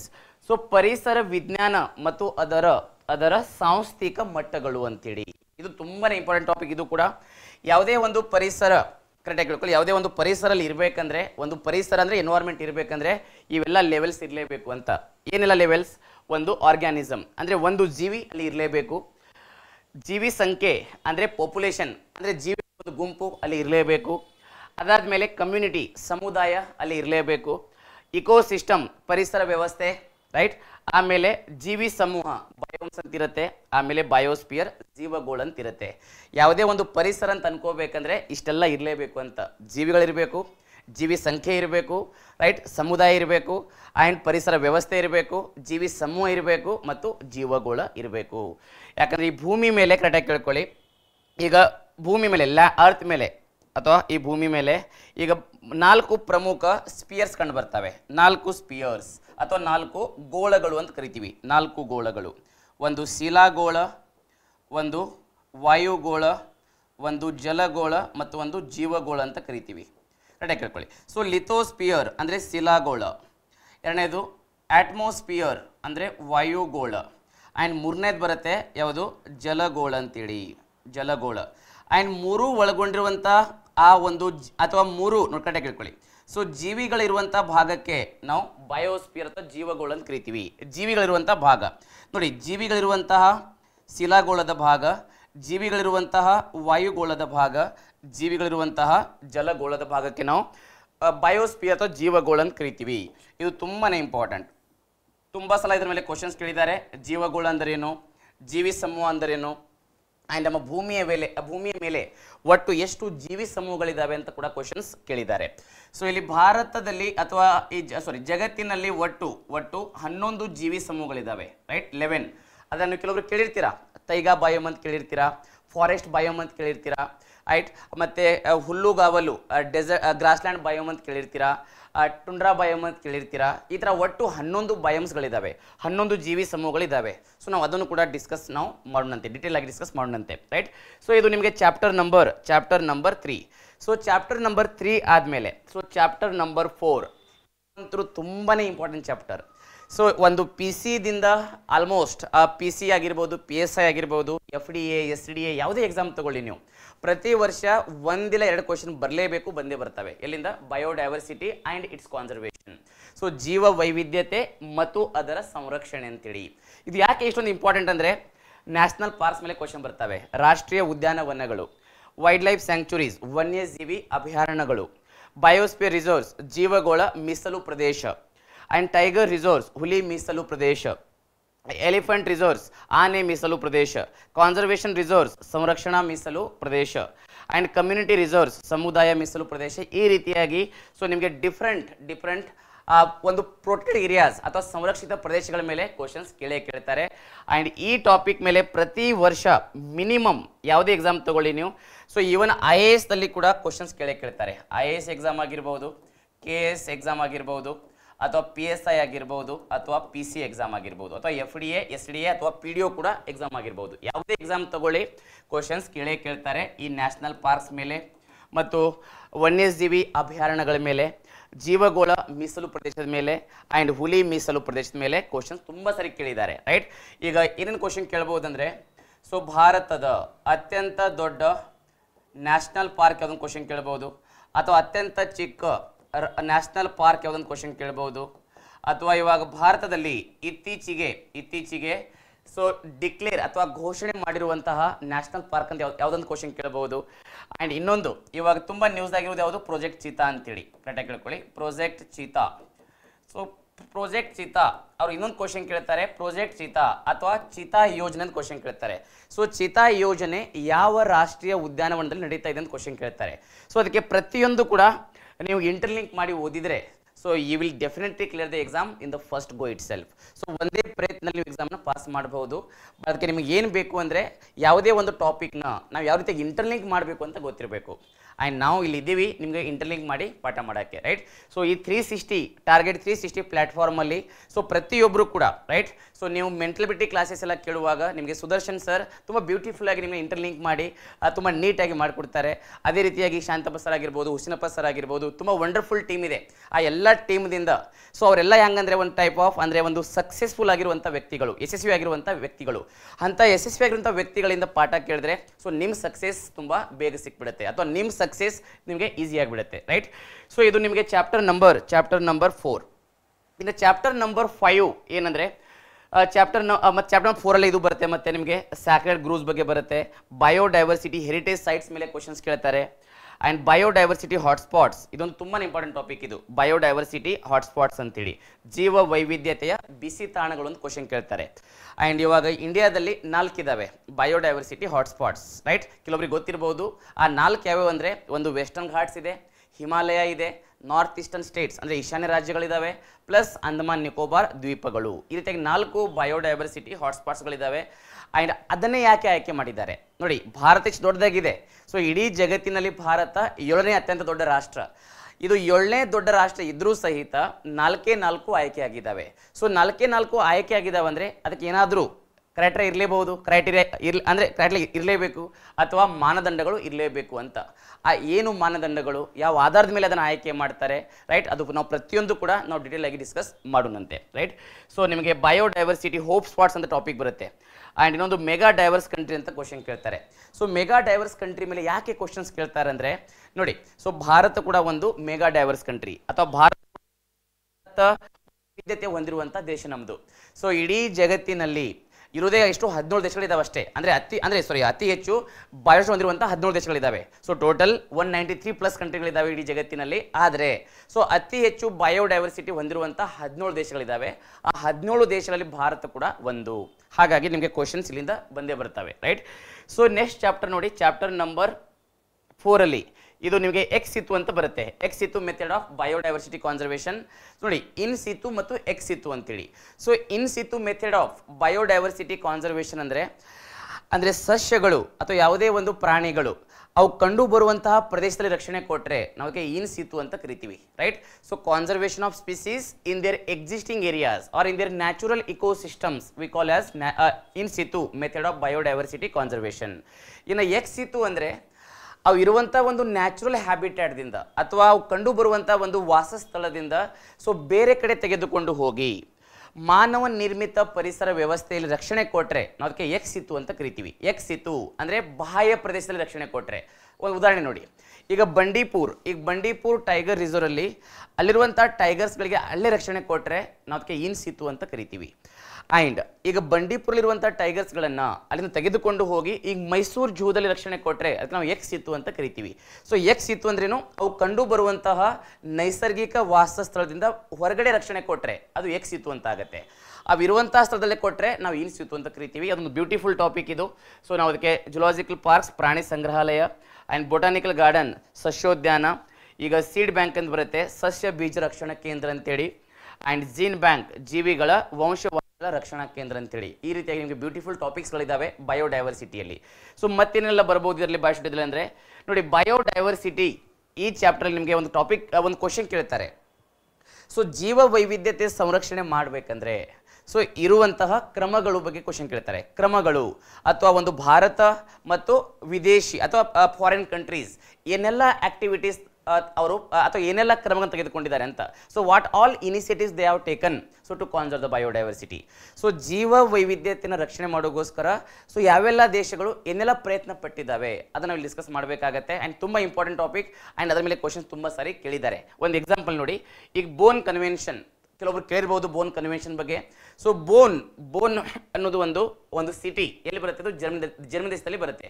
So Germany ದೇಶದಲ್ಲಿ ಬರುವಂಥ ಒಂದು ಸಿಟಿ ಅದು ಯಾವುದು? ಬೋನ್ ಅಂತೇಳಿ. ಆ ಬೋನ್ ಸಿಟಿಯಲ್ಲಿ 1979ರಲ್ಲಿ ಒಂದು ಸಮಾವೇಶಕ್ಕೆ ಸಹಿ ಹಾಕ್ತಾರೆ. ಅದರ ಮುಖ್ಯ ಉದ್ದೇಶ ಏನಾಗಿರುತ್ತೆ ಅಂದರೆ ಸೊ ಮೈಗ್ರೇಟರಿ ಸ್ಪೀಸೀಸ್ ಅಂದರೆ ವಲಸೆ ಹೋಗುವಂತಹ ಅದು ಪಕ್ಷಿ ಆಗಿರ್ಬೋದು ಅಥವಾ ಪ್ರಾಣಿ ಆಗಿರ್ಬೋದು, ಅಂದರೆ ವಲಸೆ ಹೋಗುವಂತಹ ಒಂದು ಪ್ರಭೇದಗಳನ್ನು ರಕ್ಷಣೆ ಕೊಡಬೇಕು ಅಂತೇಳಿ ಒಂದು ಬೋನ್ ಕನ್ವೆನ್ಷನ್ಗೆ ಸಹಿ ಹಾಕ್ತಾರೆ. ಅದ್ರ ಮೇಲೆ ಕ್ವಶನ್ಸ್ ಪಕ್ಕ ಬಂದೇ ಬರುತ್ತೆ. ಇನ್ನೊಂದು, ಸೊ ಸಾಮಾನ್ಯವಾಗಿ ಕ್ವಶನ್ ಎಲ್ಲಿ ರಿಪೀಟ್ ಆಗ್ತಾವೆ ಅಂದರೆ ಈ ಸೈಟ್ಸ್ IUCN ಮೇಲೆ ಕ್ವಶನ್ ರಿಪೀಟ್ ಆಗುತ್ತೆ. IUCN ಅಂದರೆ ಏನು? International Union for Conservation of nature. ಇದು ಒಂದು NGO ಅಂದರೆ ಗೊತ್ತಾಗತ್ತಲ್ಲ, ಸರ್ಕಾರೇತರ ಸಂಸ್ಥೆ ಅಂತೇಳಿ. ಈ ಸರ್ಕಾರೇತರ ಸಂಸ್ಥೆ ಮೇಲೆ ಕ್ವಶನ್ಸ್ ತುಂಬ ಸಾರಿ ಕೇಳಿದ್ದಾರೆ ಆ್ಯಂಡ್ ಕ್ವಶನ್ಸ್ ಸಾಮಾನ್ಯವಾಗಿ ಬರ್ತಿರ್ತವೆ. ಸೊ ಬಿಕಾಸ್ ಈ ಒಂದು IUCN ಸಂಸ್ಥೆ ಇಲ್ಲಿಯವರೆಗೆ ಸೊ ಬೇರೆ ಬೇರೆ ಕ್ರಮಗಳನ್ನು ತೆಗೆದುಕೊಂಡಿದೆ. ಯಾಕಂದರೆ ಈ ಒಂದು ಬಯೋಡೈವರ್ಸಿಟಿನ ರಕ್ಷಣೆ ಮಾಡಬೇಕು ಅಂತೇಳಿ. ಅದರಲ್ಲಿ ಒಂದು ಬರುತ್ತೆ ನಿಮಗೆ ಸೈಟ್ಸ್ ಅಂತ ಬರುತ್ತೆ. ಸೊ ಸೈಟ್ಸ್ ಅಂದರೆ convention on international trade in endangered species of flora and fauna ಅಂತೇಳಿ. ಜಸ್ಟ್ ನಾನು ನಿಮಗೆ ಸಿಲೆಬಸ್ ಡಿಕೋಡ್ ಮಾಡ್ತಾ ಇದ್ದೀನಿ. ಸೊ ನಿಮಗೆ ಕ್ಲಾಸಸ್ ಮಾಡುವಾಗ ಡೀಟೇಲ್ ಆಗಿ ಅದರ ಮೀನಿಂಗ್, ಅದರ ಫುಲ್ ಫಾರ್ಮ್, ಅದು ಯಾವಾಗ ಸ್ಥಾಪನೆ ಆಯಿತು, ಅದರ ಮುಖ್ಯ ಉದ್ದೇಶ ಏನು, ಆ್ಯಂಡ್ ಇಲ್ಲಿವರೆಗೆ ಆಗಿರುವಂಥ ಒಂದು ಡೆವಲಪ್ಮೆಂಟ್ಸ್ ಅದ್ರ ಬಗ್ಗೆ ನಾವು ಡೀಟೇಲಾಗಿ ಡಿಸ್ಕಸ್ ಮಾಡೋಣಂತೆ. ಬಟ್ ಜಸ್ಟ್ ಒಂದು ಸಿಲೆಬಸ್ ಫಸ್ಟ್ ನಿಮ್ಗೆ ಗೊತ್ತಿರಬೇಕು, ನಮ್ಗೆ ಏನು ಓದಬೇಕಾಗಿದೆ ಅಂತ. ಆ ಒಂದು ಬೇಸಿಕ್ ಒಂದು ಬ್ಲೂ ಪ್ರಿಂಟ್ ನಿಮಗೆ ಸಿಕ್ಬಿಟ್ರೆ ಏನು ಓದಬೇಕು ಅಂತ ಗೊತ್ತಾದರೆ ಸೊ ಇಡೀ ಸಬ್ಜೆಕ್ಟ್ ನಿಮಗೆ ಈಸಿ ಆಗಿಬಿಡುತ್ತೆ. ತುಂಬ ವಿದ್ಯಾರ್ಥಿ ಏನು ಮಿಸ್ಟೇಕ್ಸ್ ಮಾಡ್ತಾರಂದರೆ ಯಾವುದೇ ಸಬ್ಜೆಕ್ಟ್ನ ಓದೋಕ್ಕಿಂತ ಮುಂಚೆ ಅಂದರೆ ಸಬ್ಜೆಕ್ಟ್ನ ಓದೋಕ್ಕಿಂತ ಮುಂಚೆನೇ ಸಿಲೆಬಸ್ನ ಸ್ಕಿಪ್ ಮಾಡಿಬಿಡ್ತಾರೆ. ಆ ಸಿಲೆಬಸ್ ಗೊತ್ತಿಲ್ಲದೇ ನೀವು ಓದೋಕ್ಕೆ ಸ್ಟಾರ್ಟ್ ಮಾಡಿದ್ರೆ ಸೊ ಅದು ಯಾವ ರೀತಿಯಾಗಿ ಅಂದರೆ so one kind of right just swimming in the ocean without knowing the destination. ಅಥವಾ ನೀವು ಸುಮ್ಮನೆ ಸಾಗದ ಈಜಾಡ್ದಂಗೆ ಆಗುತ್ತೆ ಅಷ್ಟೇ. ಯಾವುದು ಕೂಡ ನಿಮಗೆ ಅಲ್ಲಿ ಬೌಂಡ್ರಿ ಸಿಗಲ್ಲ, ನಿಮಗೆ ಒಂದು ಗಡಿ ಸಿಗಲ್ಲ. ನಿಮಗೆ ಈ ರೀತಿಯಾಗಿರಬಾರ್ದು. ಒಂದು ಗಡಿ ಇರಲೇಬೇಕು, ಒಂದು ಡೆಸ್ಟಿನೇಷನ್ ಇರಲೇಬೇಕು ಅಂತ. ಒಂದು ಡೆಸ್ಟಿನೇಷನ್ ಗೊತ್ತಾದರೆ ಮಾತ್ರ ನಿಮಗೆ ಏನಾಗುತ್ತೆ ಅಂದರೆ ಆ ಪ್ರೋಸೆಸ್ ಈಸಿ ಆಗಿಬಿಡುತ್ತೆ. ಸೊ ಯಾವುದೇ ಒಂದು ನಾವು ವರ್ಕ್ನ ಸ್ಟಾರ್ಟ್ ಮಾಡಬೇಕಂದ್ರೆ ಫಸ್ಟ್ ನಮಗೆ ಏನು ಮಾಡಬೇಕಾಗಿದೆ ಅಂತ ಗೊತ್ತಿರಬೇಕು ನಿಮಗೆ. ಸೊ ಏನು ಗೊತ್ತಿಲ್ಲದೆ ಸುಮ್ಮನೆ ರ್ಯಾಂಡಮ್ಲಿ ವರ್ಕ್ ಮಾಡೋಕ್ಕೆ ಸ್ಟಾರ್ಟ್ ಮಾಡಬಾರ್ದು. ಸೊ ಏನು ವರ್ಕ್ ಮಾಡಬೇಕಾಗಿದೆ, ಎಷ್ಟು ವರ್ಕ್ ಮಾಡಬೇಕಾಗಿದೆ ಅಂತ ಒಂದು ನಿಮಗೆ ಮುಂಚೆನೇ ಗೊತ್ತಾಗ್ಬಿಟ್ರೆ ಆ ವರ್ಕ್ ನೀವು ತುಂಬ ಇಫೆಕ್ಟಿವ್ ಆಗಿ ಅದನ್ನು ಮಾಡಬಹುದು. ಅದಕ್ಕೆ ಸಿಲೆಬಸ್ ಇಸ್ ವೆರಿ ಇಂಪಾರ್ಟೆಂಟ್. ಯಾವುದೇ ಸಬ್ಜೆಕ್ಟ್ನ ಸ್ಟಾರ್ಟ್ ಮಾಡೋಕ್ಕಿಂತ ಮುಂಚೆ ನಿಮಗೆ ಸಿಲೆಬಸ್ ಗೊತ್ತಿದ್ರೆ ಮತ್ತು ಆ ಸಬ್ಜೆಕ್ಟ್ ಮೇಲೆ ಬಂದಿರುವಂಥ PYQs ಪ್ರೀವಿಯಸ್ ಇಯರ್ ಕ್ವಶನ್ಸ್ ಸ್ವಲ್ಪ PYQs ಗೊತ್ತಿದ್ರೆ so definitely will do wonders in that subject. ಯಾವುದೇ ಸಬ್ಜೆಕ್ಟ್ ಆಗಿರ್ಬೋದು, ಅದು CSAT ಆಗಿರ್ಬೋದು ಅಥವಾ ಪಾಲಿಟಿ ಆಗಿರ್ಬೋದು, ಜಾಗ್ರಫಿ ಆಗಿರ್ಬೋದು ಅಥವಾ ಎನ್ವೈರ್ಮೆಂಟ್ ಅಥವಾ ಹಿಸ್ಟ್ರಿ, ಯಾವುದೇ ಆಗಿರಲಿ, ಯಾವುದೇ ಒಂದು ಸಬ್ಜೆಕ್ಟಲ್ಲಿ ನೀವು ಬೆಸ್ಟ್ ಪರ್ಫಾರ್ಮ್ ಮಾಡಬೇಕಂದ್ರೆ ಆ ಸಬ್ಜೆಕ್ಟ್ದು ಸಿಲೆಬಸ್ ಗೊತ್ತಾಗಿರಬೇಕು, ಪ್ಲಸ್ ಆ ಸಬ್ಜೆಕ್ಟ್ದಿಂದ ಬಂದಿರುವಂಥ ಪ್ರೀವಿಯಸ್ ಇಯರ್ ಕ್ವಶನ್ಸ್ ಗೊತ್ತಾಗಿರಬೇಕು. ಇವೆರಡು ನಿಮಗೆ ಗೊತ್ತಾದರೆ ಸೊ ನಿಮಗೆ ಹಾಫ್ ಆಫ್ ದ ಆ ಸಬ್ಜೆಕ್ಟ್ ಮೇಲೆ ನಿಮಗೆ ಕಮಾಂಡ್ ಇರುತ್ತೆ. ಆ ಸಬ್ಜೆಕ್ಟ್ ಮೇಲೆ ಕಮಾಂಡ್ ಇದ್ದರೆ ಮಾತ್ರ ಅಲ್ಲಿ ಎಕ್ಸಾಮಲ್ಲಿ ಬೆಸ್ಟ್ ಪರ್ಫಾರ್ಮ್ ಮಾಡೋಕ್ಕೆ ನಿಮಗೆ ಅನುಕೂಲ ಆಗುತ್ತೆ, ರೈಟ್. ಸೊ ಇದು ತುಂಬಾ ಇಂಪಾರ್ಟೆಂಟ್. ಸೈಟ್ಸ್, ಟ್ರಾಫಿಕ್ ಅಂತ ಬರುತ್ತೆ. ರೆಡ್ ಡಾಟಾ ಬುಕ್ ಮೇಲೆ ತುಂಬ ಸಾರಿ ಕ್ವಶನ್ಸ್ ಕೇಳಿದ್ದಾರೆ. ಅಂದರೆ ಕೆಂಪು ದತ್ತಾಂಶ ಪುಸ್ತಕ ಅಂತ ಕರಿತೀವಿ, ರೆಡ್ ಡಾಟಾ ಬುಕ್. ಆ ಕೆಂಪು ದತ್ತಾಂಶ ಪುಸ್ತಕ ಮೇಲೆ ಕೂಡ ತುಂಬ ಸಾರಿ ಕ್ವಶನ್ಸ್ ಬಂದಿದ್ದಾವೆ, ರೈಟ್. ಸೊ ಆಮೇಲೆ ನೋಡಿ UNCBD, so United Nations convention on biological diversity. So ಜೀವ ವೈವಿಧ್ಯತೆ ಸಂರಕ್ಷಿಸಲು ಇರುವಂಥ ಒಂದು ಬ್ಯೂಟಿಫುಲ್ ಸಮಾವೇಶ ಇದು, ಯಾವುದು UNCBD ಅಂತೇಳಿ. ಆಮೇಲೆ Cartagena Protocol and Nagoya Protocol, Aichi Biodiversity Targets, ಇವೆಲ್ಲ ರಿಪೀಟೆಡ್ಲಿ ಬಂದಿರುವಂಥ ಕ್ವಶನ್ಸ್. ನೀವು ತೆಗೆದು ನೋಡಿಬೇಕಾದ್ರೆ PC, PSI question papers, KS question papers ತುಂಬ ಸಾರಿ ಕ್ವಶನ್ಸ್ ಕೇಳಿದ್ದಾರೆ. ಸೊ ನಗೋಯಾ ಪ್ರೋಟೋಕಾಲ್ ಅಂದರೆ ಏನು, ಅಥವಾ ನಗೋಯಾ ಪ್ರೋಟೋಕಾಲ್ ಇದರ ಉದ್ದೇಶ ಉದ್ದೇಶ ಏನಾಗಿದೆ, ಕಾರ್ಟಾಜಿನೋ ಪ್ರೋಟೋಕಾಲ್ ಇದರ ಉದ್ದೇಶ ಏನಾಗಿದೆ ಅಂತ ತುಂಬ ಸರಿ ಕ್ವಶನ್ಸ್ ಕೇಳಿದ್ದಾರೆ. ಸೊ ನಿಮಗೆ ನಾವು ಡಿಸ್ಕಸ್ ಮಾಡೋಣಂತೆ ಇನ್ ಅಪ್ಕಮಿಂಗ್ ಕ್ಲಾಸಸ್. ನಾವು ಪ್ರತಿಯೊಂದು ಕೂಡ 1 by 1 ಸೊ ಡಿಟೇಲ್ ಆಗಿ ಡಿಸ್ಕಸ್ ಮಾಡೋಣಂತೆ. ಸೊ ಇದು ನಿಮಗೆ ಚಾಪ್ಟರ್ ನಂಬರ್ 4. ಇನ್ ಚಾಪ್ಟರ್ ನಂಬರ್ 5 ನೋಡಿ, so environmental issues and conventions ಅಂತ ಒಂದು ಟಾಪಿಕ್ ಇದೆ. So environmental issues and conventions ಅಂದರೆ ಪರಿಸರ ಸಮಸ್ಯೆಗಳು ಮತ್ತು ಸಮಾವೇಶಗಳು ಅಂತೇಳಿ. ಇದು ಎಂಥ ಇಂಪಾರ್ಟೆಂಟ್ ಟಾಪಿಕ್ ಅಂದರೆ, ಸೊ ನೀವು ಯಾವುದೇ ಒಂದು ಒಂದು ಪ್ರಬಂಧ ಬರಿಬೇಕಂದ್ರೆ ಈ ಟಾಪಿಕ್ ತುಂಬಾ ಹೆಲ್ಪ್ ಮಾಡುತ್ತೆ ನಿಮಗೆ. ಯಾಕಂದರೆ ಸಾಮಾನ್ಯವಾಗಿ ನೀವು PSI ದಲ್ಲಿ ಕೂಡ ಎಸ್ಸೆ ಬರಿಬೇಕಾಗತ್ತೆ, KS ದಲ್ಲಿ ಕೂಡ ಎಸ್ಸೆ ಬರಿಬೇಕಾಗತ್ತೆ. ಸೊ ನೀವು ಎಸ್ಸೆ ಬರಿಬೇಕಂದ್ರೆ ಸೊ ನಿಮಗೆ ಒಂದು ಟಾಪಿಕ್ ಪ್ರತಿ ವರ್ಷ ಪರಿಸರದಿಂದ ಬಂದೇ ಬರುತ್ತೆ, ಒಂದು ಟಾಪಿಕ್ ನಿಮಗೆ ಸೊಸೈಟಿದಿಂದ ಬಂದೇ ಬರುತ್ತೆ, ಒಂದು ಟಾಪಿಕ್ ನಿಮಗೆ ಎಕನಾಮಿ ಮೇಲೆ ಬಂದೇ ಬರುತ್ತೆ, ಒಂದು ಟಾಪಿಕ್ ಒಂದು ಪಾಲಿಟಿ ಮೇಲೆ ಬಂದೇ ಬರುತ್ತೆ, ಒಂದು ಟಾಪಿಕ್ ನಿಮಗೆ ಫಿಲಾಸಫಿ ಮೇಲೆ ಕೇಳ್ತಾರೆ. ಸೊ ಈ ರೀತಿಯಾಗಿ ಬೇರೆ ಬೇರೆ ಟಾಪಿಕ್ಸ್ಗಳು ಬರುವುದರಿಂದ ಒಂದು ಟಾಪಿಕ್ ಎನ್ವೈರ್ಮೆಂಟ್ದಿಂದ ಬಂದರೆ ಸೊ ಈ ಟಾಪಿಕ್ದಿಂದ ಬಂದಿರ್ತಾವೆ ಅಷ್ಟೇ, ರೈಟ್. ಒಂದು ಹವಾಮಾನ ಬದಲಾವಣೆ, ಕ್ಲೈಮೇಟ್ ಚೇಂಜ್ ಮೇಲೆ ಕ್ವಶನ್ಸ್ ಕೇಳಿರ್ತಾರೆ, ಅಥವಾ ಜಾಗತಿಕ ತಾಪಮಾನ, ಒಂದು ಗ್ಲೋಬಲ್ ವಾರ್ಮಿಂಗ್ ಮೇಲೆ ಕ್ವಶನ್ ಕೇಳಿರ್ತಾರೆ, ಅಥವಾ ಲಾಸ್ ಆಫ್ ಬಯೋಡೈವರ್ಸಿಟಿ, ಜೀವ ವೈವಿಧ್ಯತೆ ನಷ್ಟಕ್ಕೆ ಇರುವಂಥ ಕಾರಣಗಳ ಮೇಲೆ ಕ್ವಶನ್ಸ್ ಬಂದಿರುತ್ತೆ, ಅಥವಾ ಮರುಭೂಮೀಕರಣ, ಇತ್ತೀಚೆಗೆ ತುಂಬ ನ್ಯೂಸ್ ಆಗಿರುವಂಥ ಟಾಪಿಕ್ ಇದು. ಮರುಭೂಮೀಕರಣ ಅಂದರೆ ಡೆಸರ್ಟಿಫಿಕೇಶನ್ ಅಂತೇಳಿ. ಸೊ ಮರುಭೂಮೀಕರಣ ಆ್ಯಂಡ್ ಡಿಫಾರೆಸ್ಟೇಷನ್, ಇದು IAS ದಲ್ಲಿ ಬಂದಿರುವಂಥ ಕ್ವಶನ್, ಇದು ಎಸ್ಸೆದಲ್ಲಿ, ರೈಟ್. ಡಿಫಾರೆಸ್ಟೇಷನ್ ಅದಕ್ಕೆ PSI KS ದಲ್ಲಿ ಕೂಡ ಬರೋ ಚಾನ್ಸಸ್ ಇರುತ್ತೆ. ಆ್ಯಂಡ್ ಆಲ್ರೆಡಿ ಇದು KS ದಲ್ಲಿ ಒಂದ್ಸರಿ ಕ್ವಶನ್ಸ್ ಕೇಳಿದ್ದಾರೆ. ಸೊ ನೆಕ್ಸ್ಟ್ ನೋಡಿ, ozone layer depletion, so ozone ಪದರಿನ ಸವಕಳಿ, ಅದ್ರ ಮೇಲೆ ಕೂಡ ಕ್ವಶನ್ಸ್ ಬಂದೇ ಬರುತ್ತೆ ಎಸ್ಸೆದಲ್ಲಿ, ಪ್ರಬಂಧದಲ್ಲಿ. ಅಥವಾ ನಿಮಗೆ ಮೇನ್ಸ್ ಆನ್ಸರಲ್ಲಿ ಅಥವಾ ಮೇನ್ಸ್ ಎಕ್ಸಾಮ್ದಲ್ಲಿ ಕೂಡ ಕ್ವಶನ್ಸ್ ಕೇಳ್ತಾರೆ. ನೀವೇನಾದರೂ KS ಮೇನ್ಸ್ ಬರೀಬೇಕಂದ್ರೆ ಇದು ತುಂಬ ಹೆಲ್ಪ್ ಮಾಡ್ತವೆ ನಿಮಗೆ, ಅಥವಾ PSI ಪ್ರಬಂಧ ಬರೀಬೇಕಂದ್ರೂ ತುಂಬಾ ಹೆಲ್ಪ್ ಮಾಡುತ್ತೆ ಇದು. ಸೊ ನೆಕ್ಸ್ಟ್ ನೋಡಿ, ocean ಆಸಿಡಿಫಿಕೇಶನ್, Sagara ಆಮ್ಲೀಕರಣ.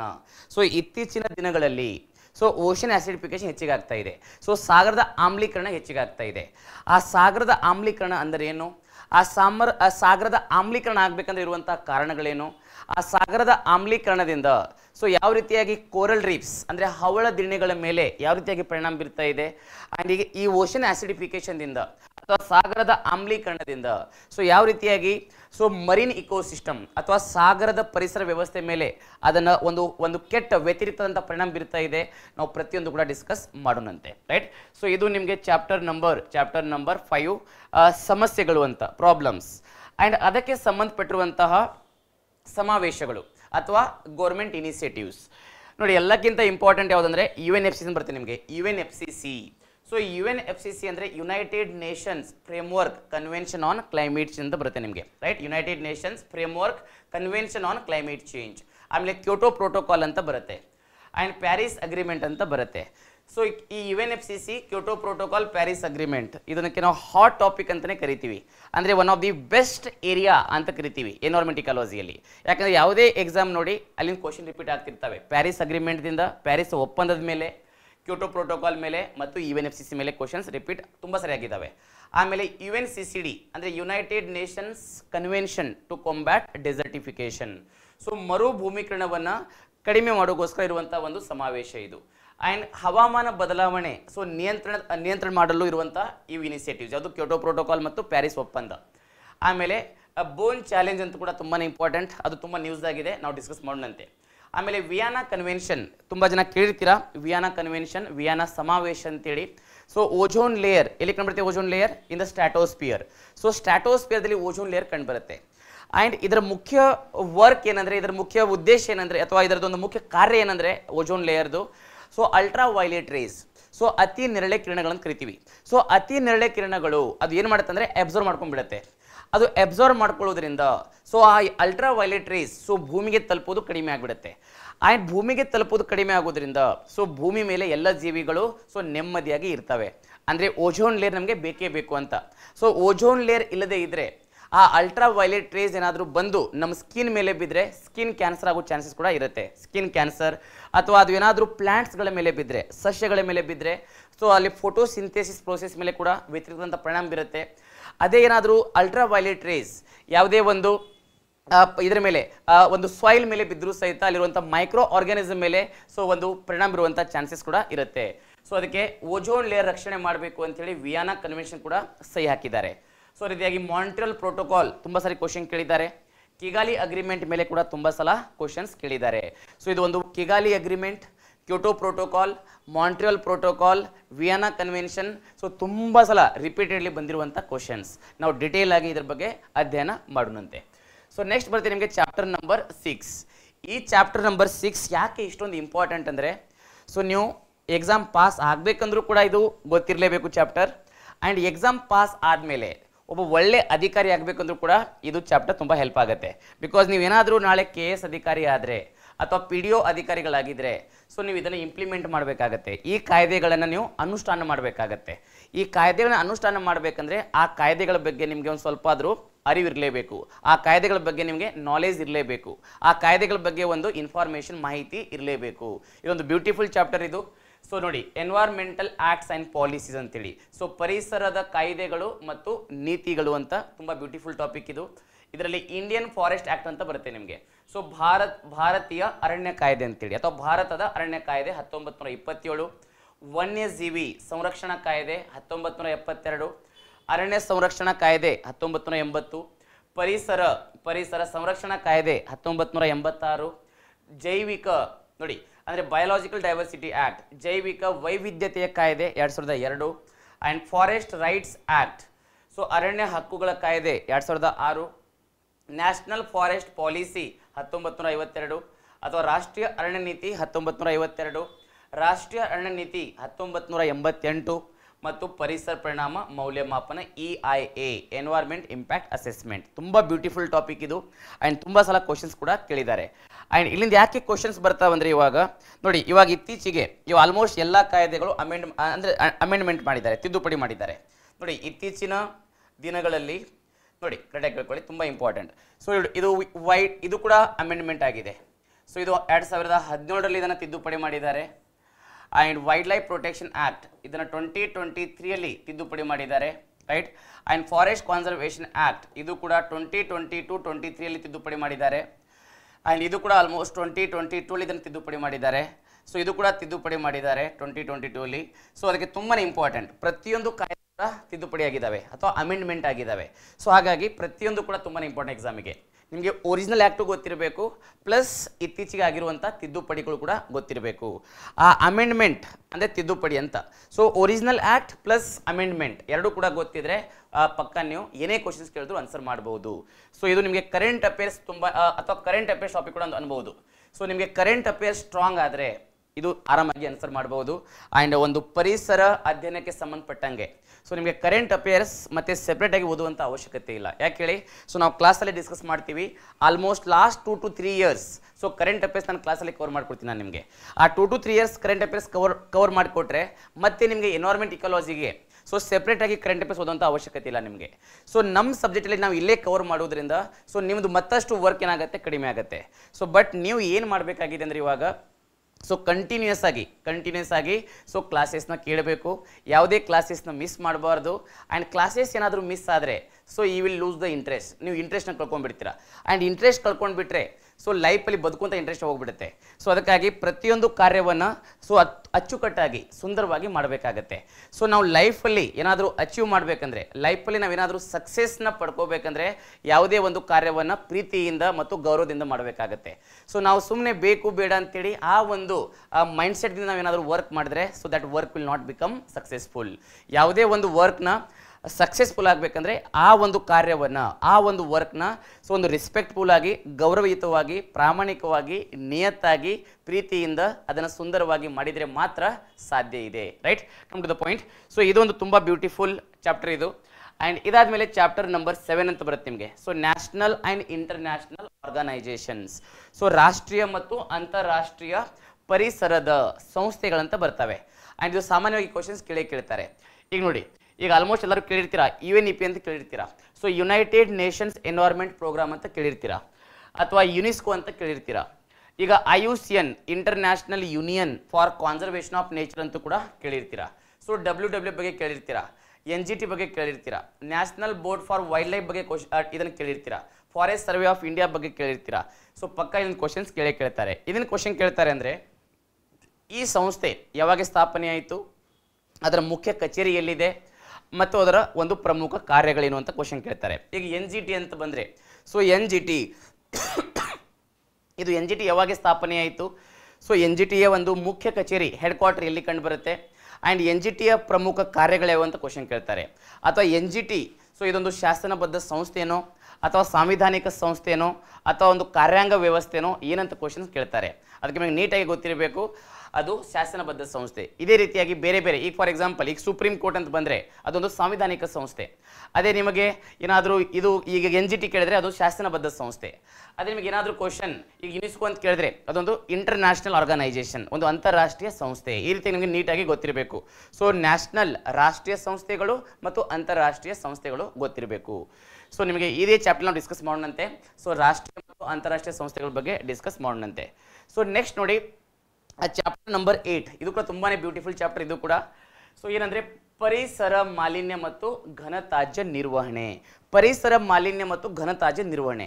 So environmental pollution and solid waste management. So ಇತ್ತೀಚಿನ ದಿನಗಳಲ್ಲಿ ಒಂದು ನಗರೀಕರಣ ಅತ್ಯಂತ ವೇಗವಾಗಿ ಆಗ್ತಿರುವುದರಿಂದ ಅಥವಾ ಅರ್ಬನೈಸೇಷನ್ ಆಗ್ತಿರುವುದರಿಂದ ಒಂದು ಸಾಲಿಡ್ ವೇಸ್ಟ್ ಜನರೇಷನ್ ಹೆಚ್ಚಿಗೆ ಆಗ್ತಾ ಇದೆ, ಅಥವಾ ಘನತ್ಯಾಜ್ಯ ನಿರ್ಮಾಣ ಅತಿ ವೇಗವಾಗಿ ಆಗ್ತಾ ಇದೆ. ಆ ಘನತ್ಯಾಜ್ಯ ನಿರ್ಮಾಣ ಅಧಿಕವಾಗಿ ಅಥವಾ ಹೆಚ್ಚಾಗಿ ಆಗ್ತಿರುವುದರಿಂದ, ಅತಿ ವೇಗವಾಗಿ ಆಗ್ತಿರುವುದರಿಂದ ಅದನ್ನು ಯಾವ ರೀತಿಯಾಗಿ ನಿರ್ವಹಣೆ ಮಾಡಬೇಕು ಅಂತ ಅದೇ ದೊಡ್ಡ ಚಾಲೆಂಜ್ ಆಗಿಬಿಟ್ಟಿದೆ ಇವಾಗ. ಸೊ ಅದಕ್ಕೆ ಆ ಸಾಲಿಡ್ ವೇಸ್ಟ್ನ ಯಾವ ರೀತಿಯಾಗಿ ನಿರ್ವಹಣೆ ಮಾಡಬೇಕು, ಅದೇ ಒಂದು ಸಾಲಿಡ್ ವೇಸ್ಟ್ದಿಂದ, ಒಂದು ಘನತ್ಯಾಜ್ಯದಿಂದ ನಾವು ಯಾವ ರೀತಿಯಾಗಿ ಎನರ್ಜಿಗೆ ರೂಪಾಂತರ ಮಾಡಬೇಕು, ಅದಕ್ಕೆ ಒಂದು ಬ್ಯೂಟಿಫುಲ್ ಟಾಪಿಕ್ಗಳಿದ್ದಾವೆ. ಈಗ ನೀವು ಕೇಳಿರ್ತೀರಾ, ಬಯೋ ರೆಮಿಡಿಯೇಷನ್ ಕೇಳಿರ್ತೀರಾ, ಪ್ಲಾಸ್ಮಾ ಗ್ಲಾಸಿಫಿಕೇಶನ್ ಕೇಳಿರ್ತೀರಾ, ಆ್ಯಂಡ್ ಇನ್ಸಿನರೇಷನ್ ಕೇಳಿರ್ತೀರಾ, ಪೈರೋಲಿಸಿಸ್ ಅಂತ ಕ್ವಶನ್ ಕೇಳಿರ್ತೀರಾ.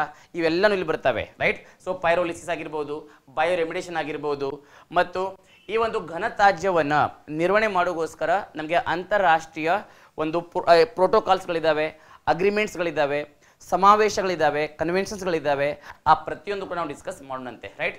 ಇದು ಕೂಡ ತುಂಬ ಇಂಪಾರ್ಟೆಂಟ್ ಚಾಪ್ಟರ್. ನಿಮಗೆ ಇದು ಎಲ್ಲಿ ಹೆಲ್ಪ್ ಆಗುತ್ತೆ ಅಂದರೆ ನಿಮಗೆ ಮೇನ್ಸ್ ಬರೆಯೋಕ್ಕೆ ಪ್ಲಸ್ ಇನ್ನೊಂದೆಲ್ಲಿ ಹೆಲ್ಪ್ ಆಗುತ್ತೆ ಅಂದರೆ ನಿಮಗೆ ಒಂದು ಎಸ್ಸೆ ರೈಟಿಂಗ್, ಒಂದು ಪ್ರಬಂಧ ಬರೆಯೋಕ್ಕೆ ನಿಮಗೆ ತುಂಬಾ ಸಹಾಯ ಆಗುತ್ತೆ, ರೈಟ್. ಸೊ ಇದು ನಿಮಗೆ ಚಾಪ್ಟರ್ ನಂಬರ್ 8 ಅಂತೇಳಿ. ಸೊ ಇಷ್ಟು ನಿಮಗೆ just syllabus decoding. So syllabus ನೀಟಾಗಿ ಅರ್ಥ ಆದರೆ ಸೊ ನೆಕ್ಸ್ಟ್ ನೀವು ನೀಟಾಗಿ ನೀವು ಸಬ್ಜೆಕ್ಟ್ನ ಅರ್ಥ ಮಾಡ್ಕೋಬೋದು. ಫಸ್ಟ್ ಸಿಲೆಬಸ್ ಗೊತ್ತಿರಬೇಕು. ಸೊ ಸಿಲೆಬಸ್ ಯಾವಾಗಲೂ ಸೊ ಯಾವುದೇ ಒಂದು ಸಬ್ಜೆಕ್ಟಿನ ನಾವು ಅಡಿಪಾಯ ಅಂತ ಕರಿತೀವಿ. ಒಂದು ಸಬ್ಜೆಕ್ಟ್ ನೀವು ನೀಟಾಗಿ ಅರ್ಥ ಮಾಡ್ಕೋಬೇಕಂದ್ರೆ, ಆ ಸಬ್ಜೆಕ್ಟ್ ಮೇಲೆ ನಿಮಗೆ ಒಂದು ಕಮಾಂಡ್ ಬರಬೇಕಂದ್ರೆ you should have the strong base or strong foundation ಅಂತ ಕರಿತೀವಿ. ಆ ಸ್ಟ್ರಾಂಗ್ ಬೇಸ್, ಆ ಸ್ಟ್ರಾಂಗ್ ಫೌಂಡೇಶನ್ ಯಾವುದಂದ್ರೆ ಸಿಲೆಬಸ್. ನಾವು ಸಿಲೆಬಸ್ ಈಗ ಆಲ್ರೆಡಿ ನೋಡಿದ್ದೀವಿ. ಸೊ ಎನ್ವೈರ್ಮೆಂಟ್ ಇಕಾಲಜಿಗೆ ಇರುವಂಥ ಕಂಪ್ಲೀಟ್ ಸಿಲೆಬಸ್ನ ನಾನು 8 ಚಾಪ್ಟರ್ಲಿ ಡಿಸ್ಕಸ್ ಮಾಡಿದ್ದೀನಿ, ಅಥವಾ 8 ಚಾಪ್ಟರ್ ಡಿವೈಡ್ ಮಾಡಿದ್ದೀನಿ ನಾನು. ಸೊ ನಿಮಗೆ ಬೇರೆ ಬೇರೆ ಬುಕ್ಸಲ್ಲಿ ಚಾಪ್ಟರ್ ನಂಬರ್ ಹೆಚ್ಚಿಗೆ ಸಿಗ್ಬೋದು.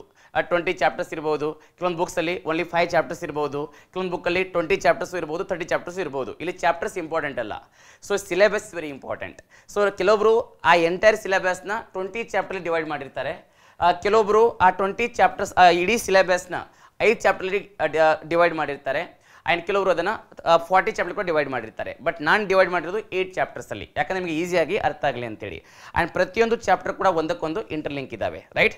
ಸೊ ಇಷ್ಟು ನಿಮಗೆ ಆ ಸಿಲೆಬಸ್ ಡಿಕೋಡಿಂಗ್ ಬಗ್ಗೆ. ಸೊ ಇದು ನಿಮಗೆ ಫಸ್ಟ್ ಕ್ಲಾಸ್ ಇರುತ್ತೆ.